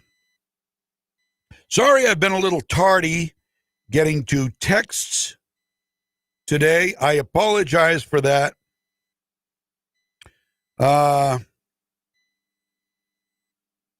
Thank you, Ken. Thank you, Ken. I appreciate that very much. Let me see. Get another one. We got to get another one here. Crying Cory Booker. Yeah, Cory Booker he's an interesting study in humanity, isn't he? Spartacus. You don't hear him saying anything about wanting to hear the woman in the Joe Biden world, do you? That would be one Tara Reid, who accused Joe Biden of rape and needed to be. And by the way, she's a Democrat. She's as far as I know, she's voting for Joe Biden. So she hasn't left the Democrat Party, but she is accusing him of sexual assault. But she's off the radar. Cory Booker was Spartacus there when he was interviewing Christine Ballsy Ford, as Rush Limbaugh calls her.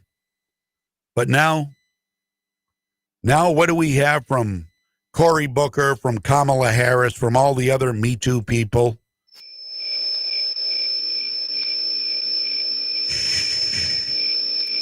Oh, I know. Silence is golden. It's 11:06.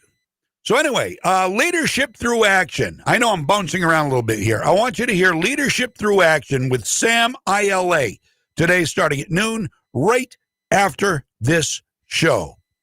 You do need to hear it if you're from Maine. So, how about going back to the Trump town hall? Then we'll visit the Joe Biden town hall. Let's go back to last night's Trump town hall on NBC with Savannah Guthrie. In between scoldings, and that's what she did. She's a child.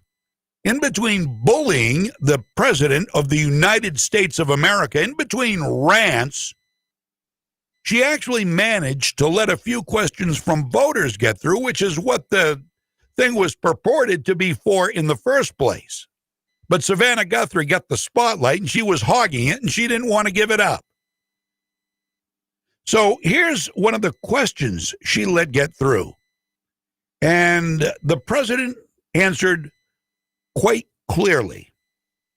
Back now to the town hall in Miami. He is registered as a Democrat. He says he's leaning toward Biden, and Biden had voted for Hillary Clinton in 2016. And his question was, a second stimulus payment has been broadly agreed upon by the Republicans and Democrats, and yet now we're in October and it's still not passed. Why not use your office to make the second stimulus payment a separate targeted emergency relief package to help Americans weather the pandemic? Well, we've actually passed 3 packages, and we're on our 4th. And I agree with him 100%. He should vote for me. The problem you have is Nancy Pelosi. She couldn't care less about the worker. Right. She couldn't care less about our people. Right. And we should have a stimulus. And I want a stimulus. The Republicans will approve a stimulus. Yep. The problem is she doesn't want to do it because she thinks it's bad for her election. The fact is she's wrong, because people know she's in our way. She's not approving it. She doesn't appreciate our people, and she doesn't appreciate at all our workers. Nancy Pelosi, we are ready to sign and pass stimulus. They really need the money right now. And even members of your own, that, but even members of your own caucus, even members of your own caucus, Madam Speaker, want to accept this deal. $1.8 trillion. Congressman Ro Khanna, for example. But let me just quote Ro Khanna, a man you know well. I assume you admire him. He's a Democrat. And he just said this. He said, people in need can't wait until February. $1.8 trillion is significant and more than twice the Obama stimulus. Make a deal. Put the ball in McConnell court. So what do you say to Ro Khanna? What I say to you is, I don't know why you're always an apologist, and many of your colleagues apologize for the Republican position. Ro Khanna, it's not about me. It's about millions of Americans who can't put food on the table, who can't pay the rent. and we represent them, and we represent them, and we represent these long food lines that we're seeing. I know, and we represent them, and we represent. She just wouldn't shut up. She just wouldn't shut up. Tell me who's holding up the stimulus. Who is it? It's Nancy Pelosi. We represent them. She doesn't represent the people in her own district, which includes San Francisco. Shut up, Madam Speaker. So, now to Joe Biden. Over on very friendly ABC. Actually, ABC, NBC, CBS, MSNBC, CNN, all friendly to Joe Biden. Softball questions, they're treating him like a child. And that Donald Trump said that, and they're right. They spoon feed him like a child because they know he can't stand the heat, because they know he's a placeholder, because they know he's the only hope for Kamala Harris to become president, because she does not have the ability, she does not have the objectivity to be president of anything, even the local PTA. George Stephanopoulos failed, as I mentioned, to ask former Vice President Joe Biden at a town hall last night about the new email evidence that his son Hunter arranged a meeting with him for an advisor to the corrupt Ukrainian energy company Burisma in 2015. Now, as Breitbart News noted, on Wednesday, the New York Post reported these emails were obtained from an abandoned laptop in which Hunter Biden's correspondence with a senior Burisma official was preserved. And the mainstream media ignored the story, and social media companies suppressed or blocked the story, provoking complaints about censorship and leading Republicans to announce they would subpoena Twitter CEO Jack Dorsey, who did some half-hearted attempt to say, well, it's just not right, without a reason. They had 90 minutes to broach the subject, and George Stephanopoulos, once again, when it came to that subject,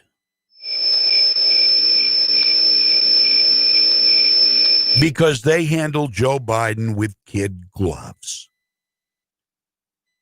Now, how about policing? Joe Biden is no friend of police. He wants to redirect money from the police to social initiatives. Don't believe it? During last night's town hall, Democratic presidential hopeful Joe Biden reiterated his position that police ought to be trained to shoot perps in the leg instead of that awful shoot-to-kill mentality that evil policemen and women have. He was answering a question about the 1994 crime bill,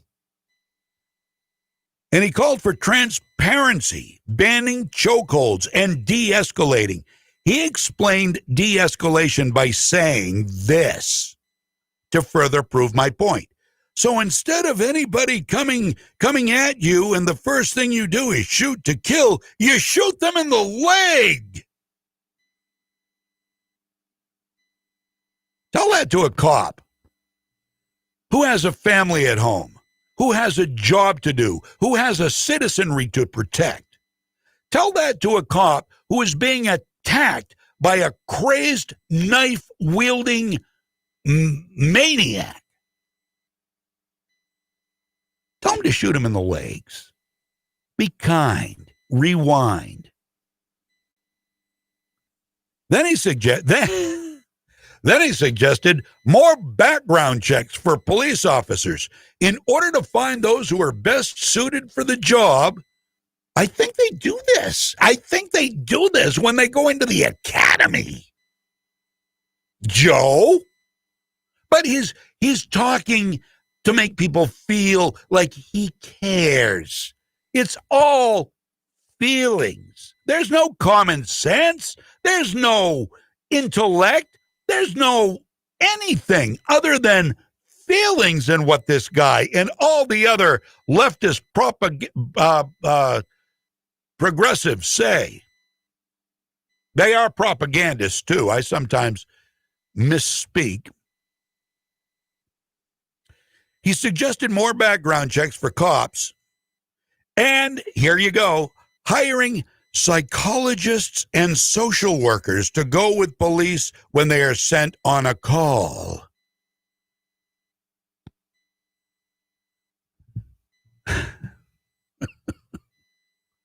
Really, I mean, let's be real. Let's be real for a minute. There's a domestic assault going on at 223 3rd Street, 3rd floor. 10-4, can you please send my social worker out here so I can respond, please? I've got to go, but I'm waiting for Dr. Brainiac to come talk the perp off the ledge so I don't have to shoot him in the legs.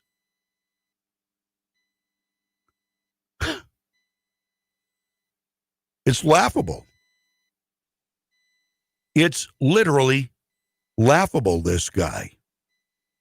On June 1st, you might remember this, Breitbart News reported Biden's statement that he made while speaking inside a church.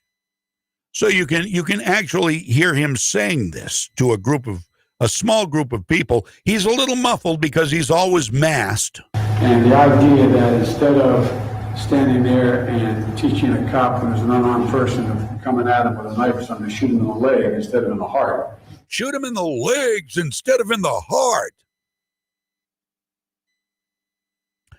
He just wings it. He says things that make people feel warm and fuzzy. Oh, he doesn't want to kill anybody. Shoot him in the legs. That's what we want. We don't want to kill the poor criminal or even hurt him badly.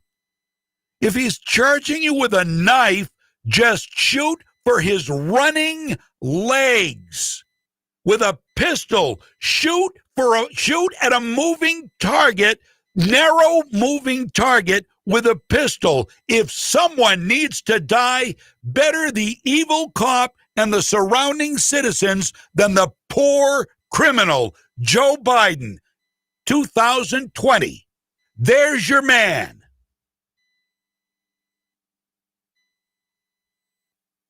There's the man who, with the help of Kamala Harris and the rest of his left-wing nut jobs, are ready, waiting in the wings to destroy America. Believe it. It's coming. If dumb Americans go to the polls. If you're voting for Joe Biden, yeah, you're among the dummies. Why don't you like President Trump? Well, you hear how he talks. He has no respect. Okay. That the acid test? He the way he talks. He's rude. He shoots from the hip. So there was this young black guy, Biden voter. They made sure to get Biden voters with George. I didn't see the whole thing. I was going back and forth. But when I tuned in, it was always somebody who was going to vote for Joe Biden, as opposed to Savannah Guthrie, who it seemed like she went out of her way to get people who opposed Donald Trump. Donald Trump held his own pretty good. He can Biden couldn't. Biden could not hold his own. So, in this particular Joe Biden ramble, which went on for several uninterrupted minutes, Joe Biden was talking with a young black progressive, promising how he and Kamala would make sure to fund HBCUs, historically black colleges and universities, like Donald Trump hasn't. Well, Trump sure has. In fact, he actually holds the record. We'll get to that. First, though, I want you to hear Joe Biden address this young man last night with George. Well, George Stephanopoulos is nowhere to be found in this because George sat back and let Joe talk, do all the talking. It was his town hall, after all, as opposed to the Savannah Guthrie town hall. Here's Joe Biden talking to a young black man. But my home was in a white neighborhood on one side of a highway, and yours is in a black neighborhood. Same exact home. Your home will start off being valued 29% less than my home. Yet your insurance for that home will be higher. You'll be taxed more for it. We've got to end this. That's what got me involved in politics in the first place, a thing called redlining. We can change so much, that we can do so much to change the circumstances to give people a real opportunity. Cedric, did you hear what you needed? Oh, I'm sorry. I was just saying, do you hear what you needed to hear? I think so. Okay. Well, there's a lot more. If you're going to hang around afterwards, I'll tell you more. Okay. Let's get it. No, but I really mean it. It is the key. Look, this is the way every other. How do most, like my dad? He lost his job up in Scranton, and it took him 3 years to be able. He moved down to Delaware, to Claymont, Delaware, a little steel town, and sent us home to our grandpop to live with him. We finally got back. We lived in apartments, became 6 and 8 housing much later. It wasn't. It was just normal apartments. But it took him 5 years to be able to buy a home. Well, we bought a 3-bedroom home with 4 kids and a grandpop living with us, but it accumulated wealth. You built up wealth. That's how middle-class folks make it. They build up wealth. Then he was able to borrow a little against that to be able to help us get to school, those kinds of things.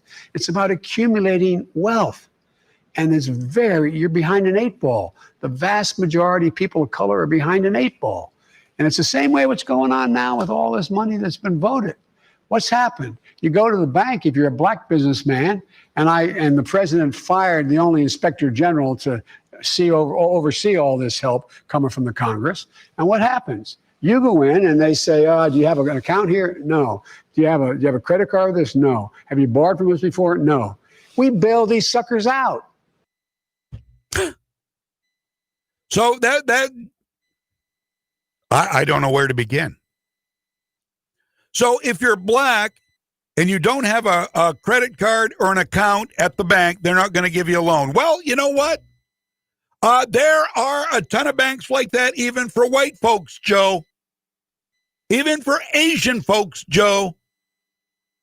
We had to open an account at a credit union to take a loan out to get my wife's camper, Joe.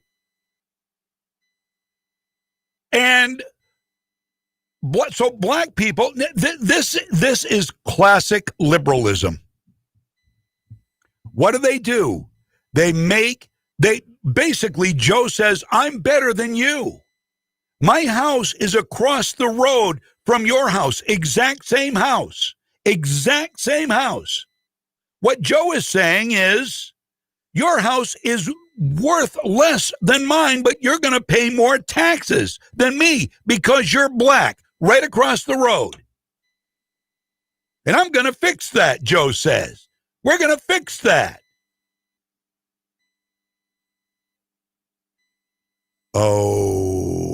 Okay. How, Joe? How are you going to fix that? Oh, is there... You want us to believe that's a fact? The same house across the road is worth 29% less than your house. Yet they pay more taxes because they're black. Not buying it, Joe. Sorry, Joe. Joe's a racist. Joe wants to make black people feel like they are being bullied, like they are picked upon, like they don't have the same opportunities as he does. This is how the Democratic-run cities and municipalities work. Well, you know, you don't have it as well as we do, so we're going to help you out. We are going to give you the wherewithal to survive. Don't you worry. You just vote for us. Just keep voting us in, and we're going to keep taking care of you. You have no reason to go try to better yourself because you can just sit back, relax, and we'll take care of you as the neighborhoods and the neighborhood schools go down the tubes, and the Democrats allow it to happen because they're keeping the entire citizenry under their thumb by making them feel unworthy when they are every bit as worthy and capable and intelligent as anybody else. And they are lying to you, and they are racist. And they know they can put the thumbs down on you by convincing you your opportunities are limited. You need us. This is the open door to socialism, and this is what they want. Trust me on this. And about those historically black colleges and universities, while they like to say, well, Donald Trump has done nothing for blacks. He has done nothing for black people in this country. He's a racist after all. Wait a minute now. As I recall, black and Hispanic unemployment was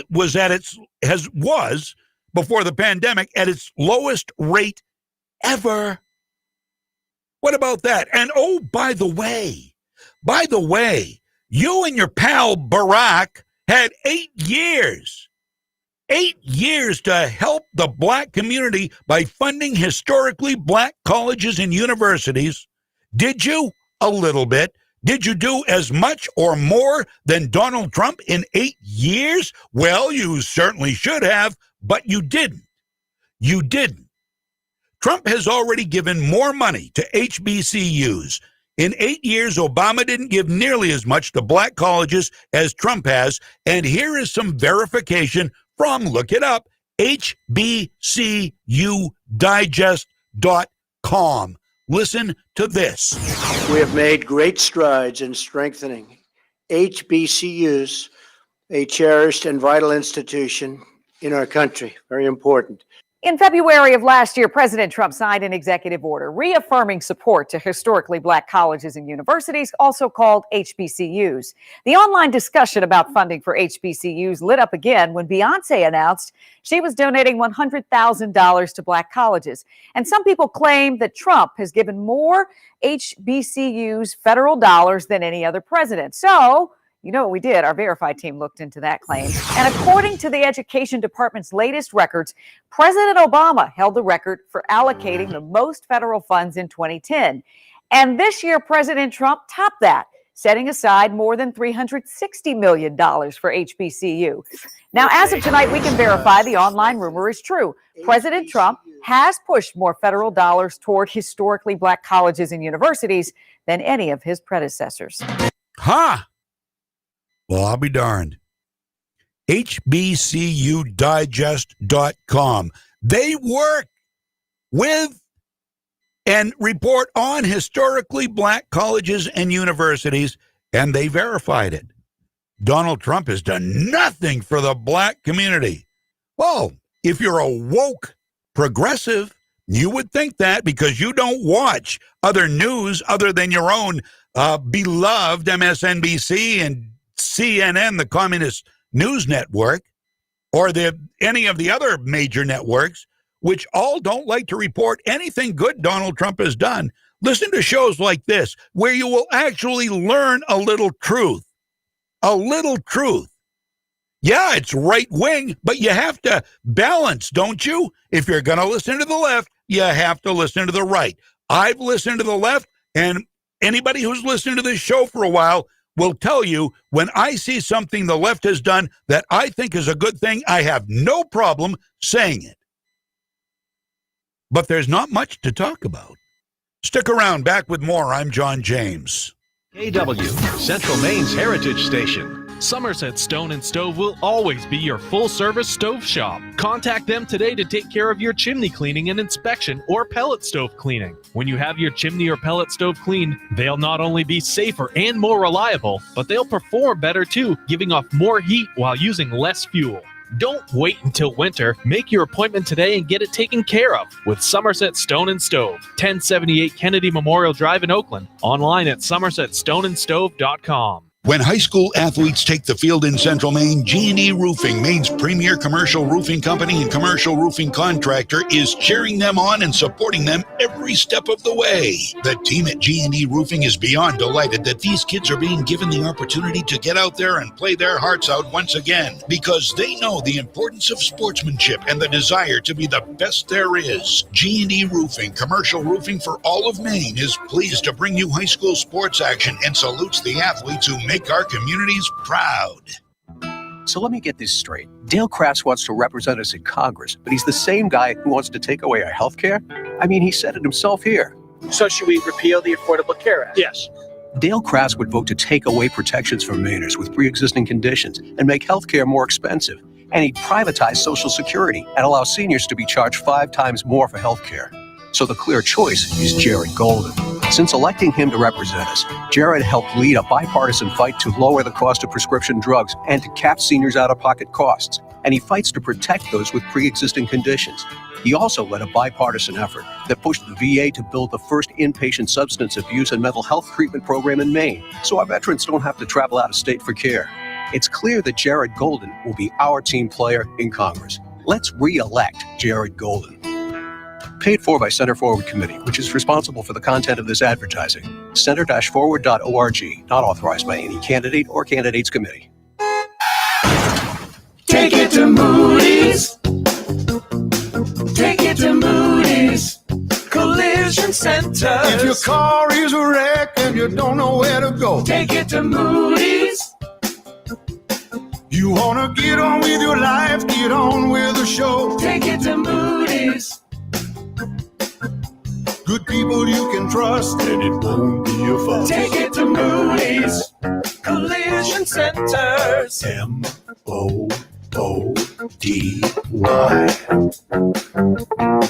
Your kid was talking on the cell phone, drove right through your own home, sitting in the parking lot. Maybe you get hit a lot, driving through the green light. Suddenly your side swipe, put it in reverse, but it turned out that it was first. Take it to Moody's. Take it to Moody's Collision Centers. Hello, I'm Rick Foss. I'm running for the House of Representatives, District 109 for our city of Waterville. Our legal system is based on due process and presumption of innocence. Recent events have called into question our current representatives' thoughts on that by taking a side without full knowledge of the situation. Real leadership gets us through tough times and situations. I'll bring that and listen to both sides. Let me do the hard work and fight for what's right when you elect me to be your voice in Augusta. This November 3rd, please vote Rick Foss for District 109, House of Representatives. Thank you. I'm Rick Foss, and I paid for and authorized this message.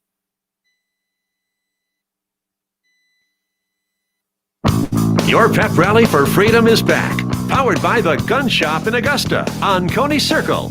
Now, here's John James.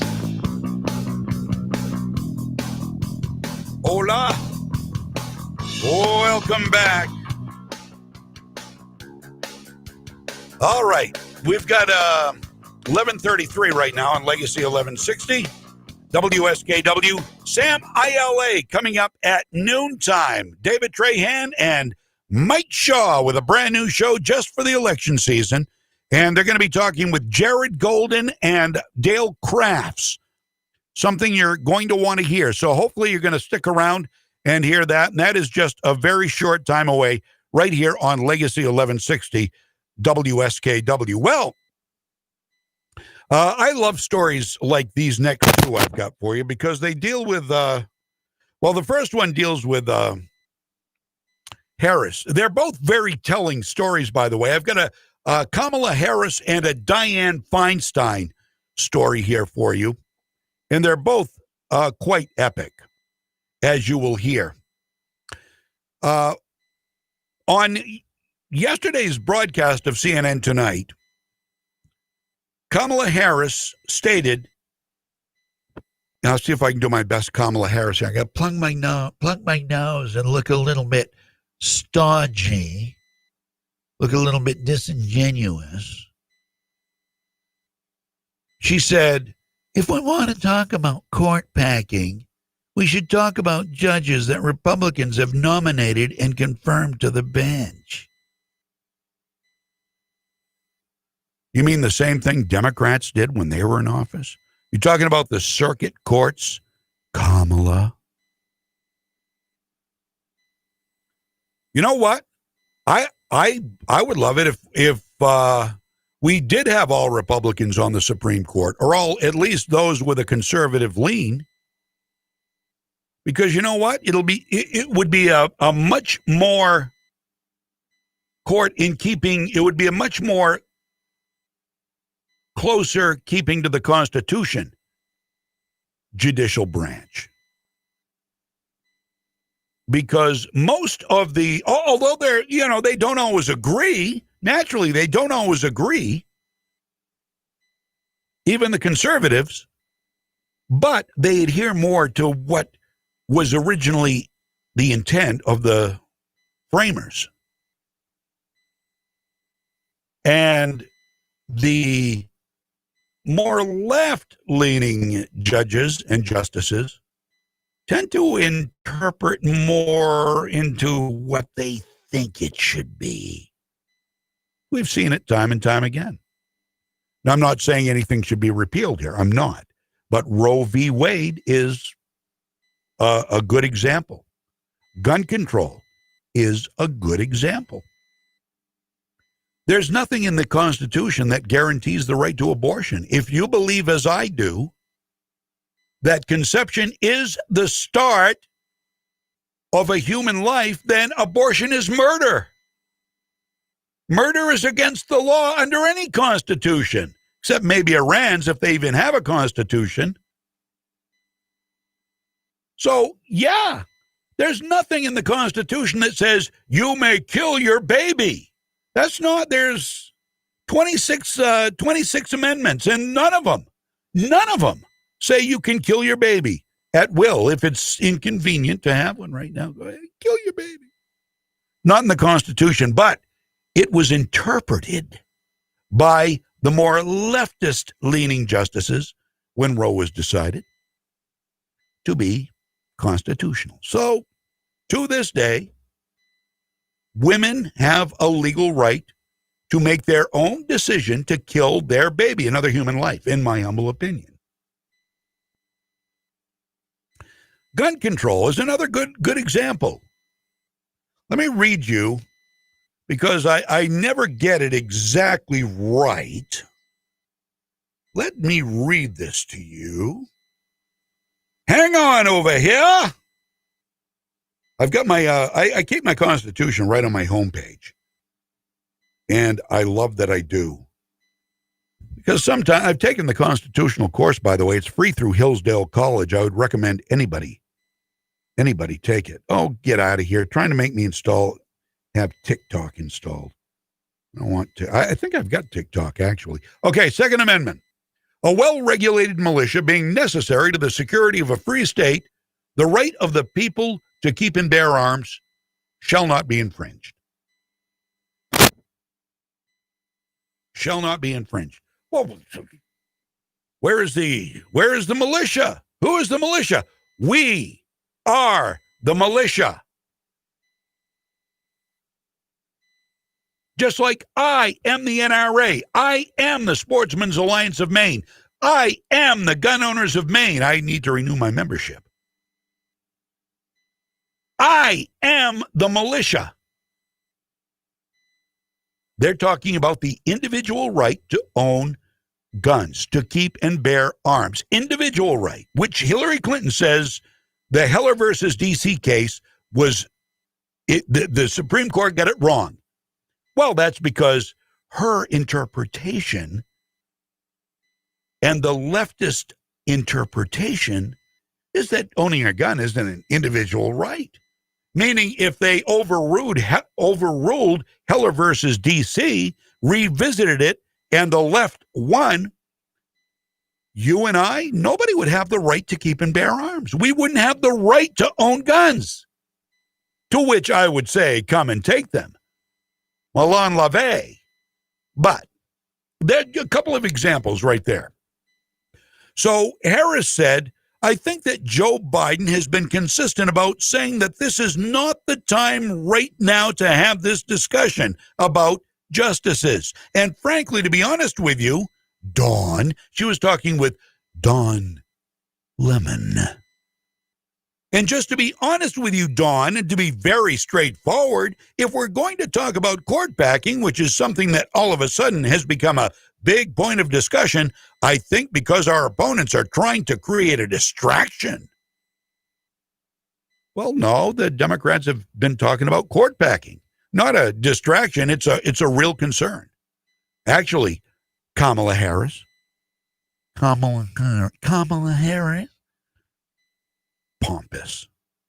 So here's Don Lemon teeing up Kamala, for her to take the administration and rake them over the coals. Now remember, we found out through Tucker Carlson that these CNN interviews can be like a TV show with a script, rehearsal, and the whole Hollywood treatment. We actually saw that with Chris Cuomo and CNN rehearsing a script for an interview he was going to do. It's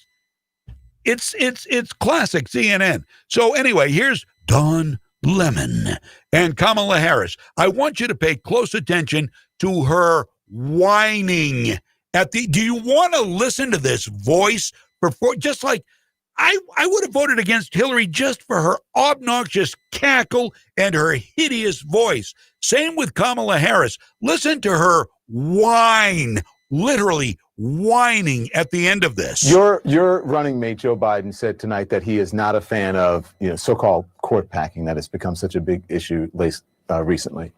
But that ultimately, he said it's going to depend on how this is handled, meaning the nomination of Judge Amy Coney Barrett. But we know how this is being handled. Republicans are going to vote on it. She's going to have the votes. Tonight, the vice president promised a clear position before Election Day. What is your position now that you have heard from the judge in the course of this hearing and that you have heard from Joe Biden tonight about court packing? Well, as you know, Don, I sit on the Senate Judiciary Committee, and I was present for the hearings. I will tell you, it's probably no surprise to you, I plan on voting against her confirmation to the court for a number of reasons. But the biggest reason includes what I've said since the beginning, which is I do believe this to have been an illegitimate process. The American people are voting.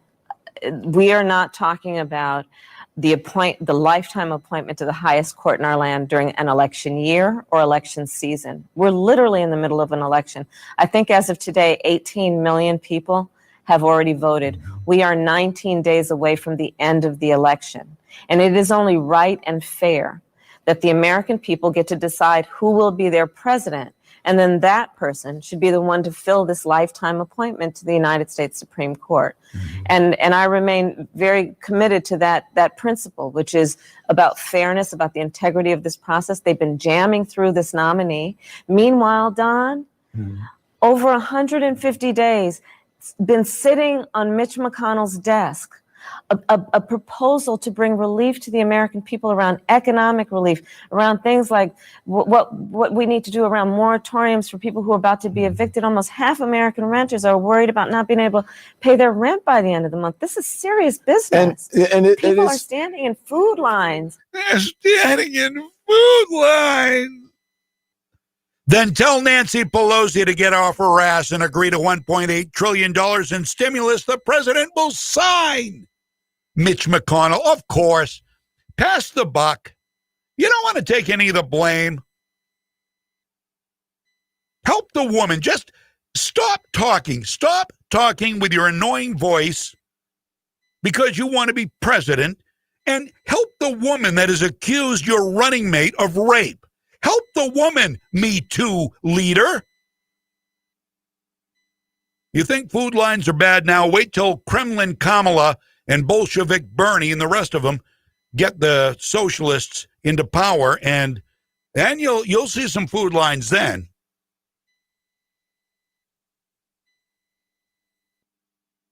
It's sad. I'm sure there are people standing in food lines. $1.8 trillion. There it is. Did you hear what Nancy Pelosi said to Wolf Blitzer, too? I forgot to bring this up. So people will get a check with his name on the bottom. There you go. There it is right there. Nancy, you weren't ready for Wolf Blitzer to press you, and you said things you ought not have said. You have come out. You have basically come out and said, I don't want anybody. I don't care if they're in food lines. I don't care if they're starving. I don't care if their family is going broke. I don't care if they're unemployed. I don't care if they need to make car payments or rent payments or any other payments or electricity bill payments. I don't want them to get a check with Donald Trump's name on it, because then he'll get credit. That's the real Nancy Pelosi. Democratic California Senator Dianne Feinstein facing calls to step down now as ranking member of the Senate Judiciary Committee. She enraged her own party with her performance on the panel.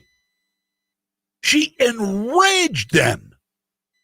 And she doesn't deserve her status anymore. She is unfit for service. I actually do think she's unfit for service, but for reasons other than her fellow Democrats do.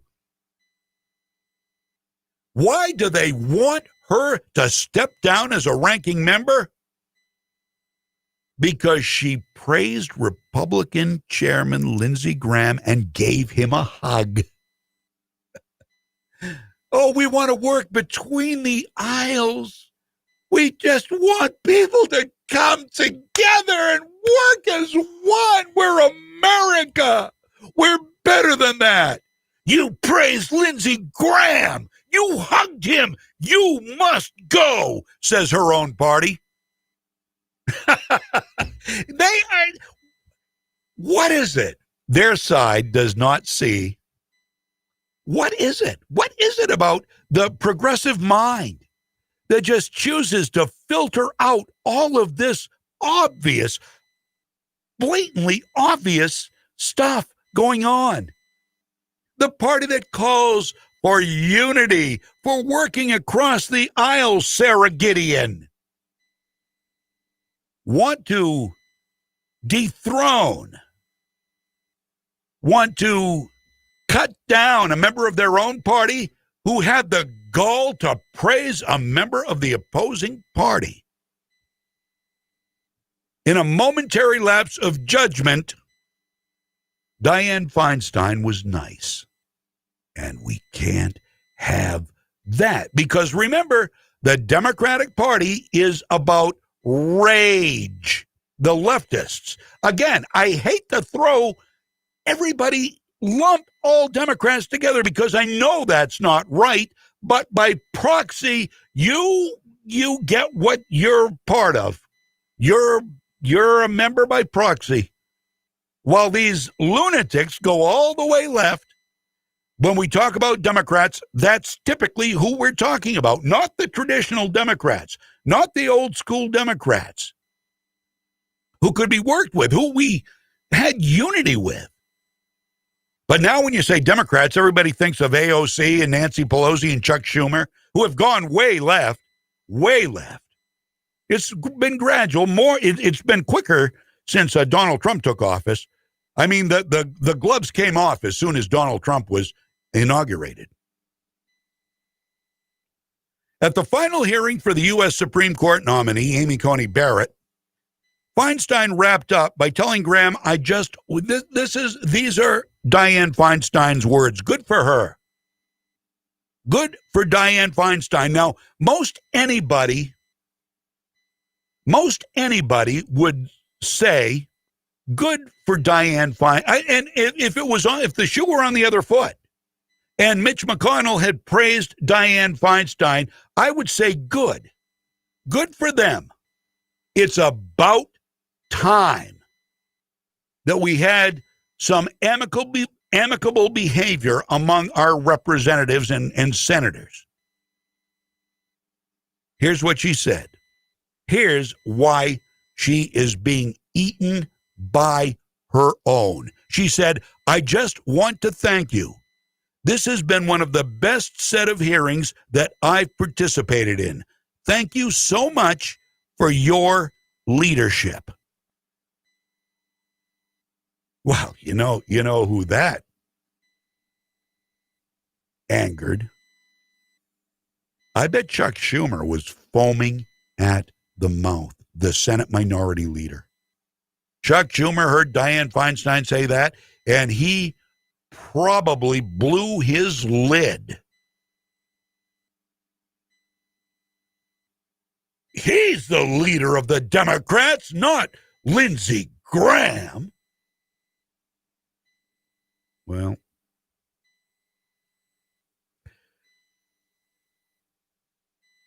Lindsey Graham got the love. Chuck Schumer did not. Feinstein was immediately attacked by high-profile Democrats, many of whom declared it was time for her to pass the torch and give up her leadership position on the committee. Former Hillary Clinton 2016 campaign press secretary Brian Fallon, who now leads the progressive group Demand Justice, issued a statement declaring, quote, it's time for Dianne Feinstein to step down from her leadership position on the Senate Judiciary Committee. If she won't, her colleagues need to intervene. She has undercut Democrats' positions at every step of the process, from undermining calls for filibuster and court reform straight through to thanking Republicans for the most egregious partisan power grab in modern history of the Supreme Court. If Senate Democrats are going to get their act together on the courts going forward, they cannot be led by someone who treats Sunrise activists with contempt and the Republican theft of a Supreme Court seat with kid gloves. She was talking about the hearing. She was talking about a hearing. She was talking about the decorum, for the most part, not all of it, for the most part, that was the hearing of Amy Coney Barrett's SCOTUS nomination. And now they want her out. They're eating their own because they don't like it when you say, thank you, great job.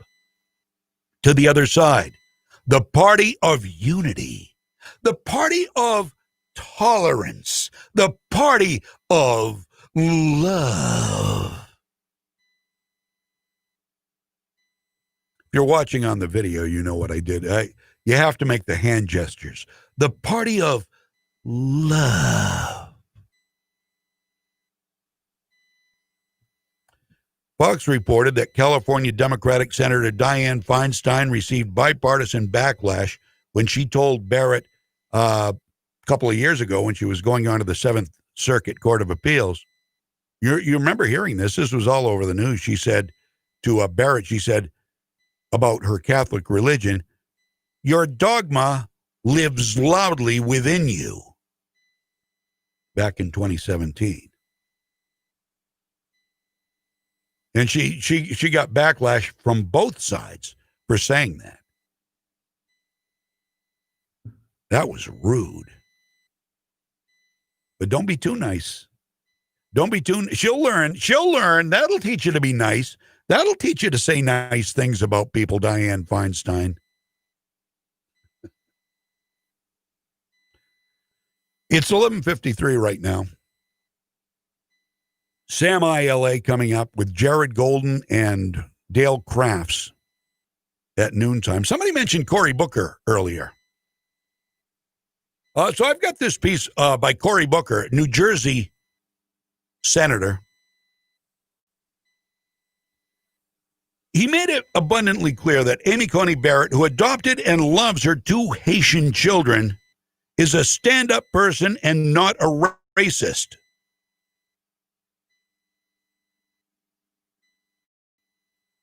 Actually, the hearings made that abundantly clear. Cory Booker wanted to be Spartacus. She loves her kids. She got 7 kids, you know. She's a mom. She's a judge. She's hopefully going to be a Supreme Court justice.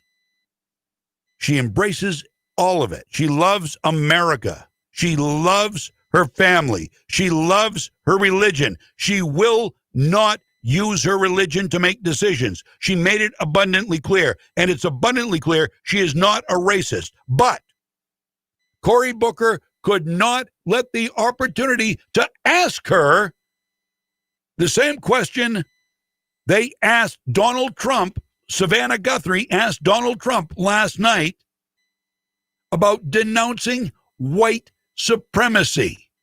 Can you get any more disingenuous than this? I'm going to ask you some questions that if you had told me 5 years ago, that would be questions asked at a Supreme Court nomination hearing, I would have thought they wouldn't be possible. But unfortunately, I think they're necessary to ask. Necessary. And I hope that you'll give me direct answers. The first one, you've already spoken towards issues of racism and how you deplore it.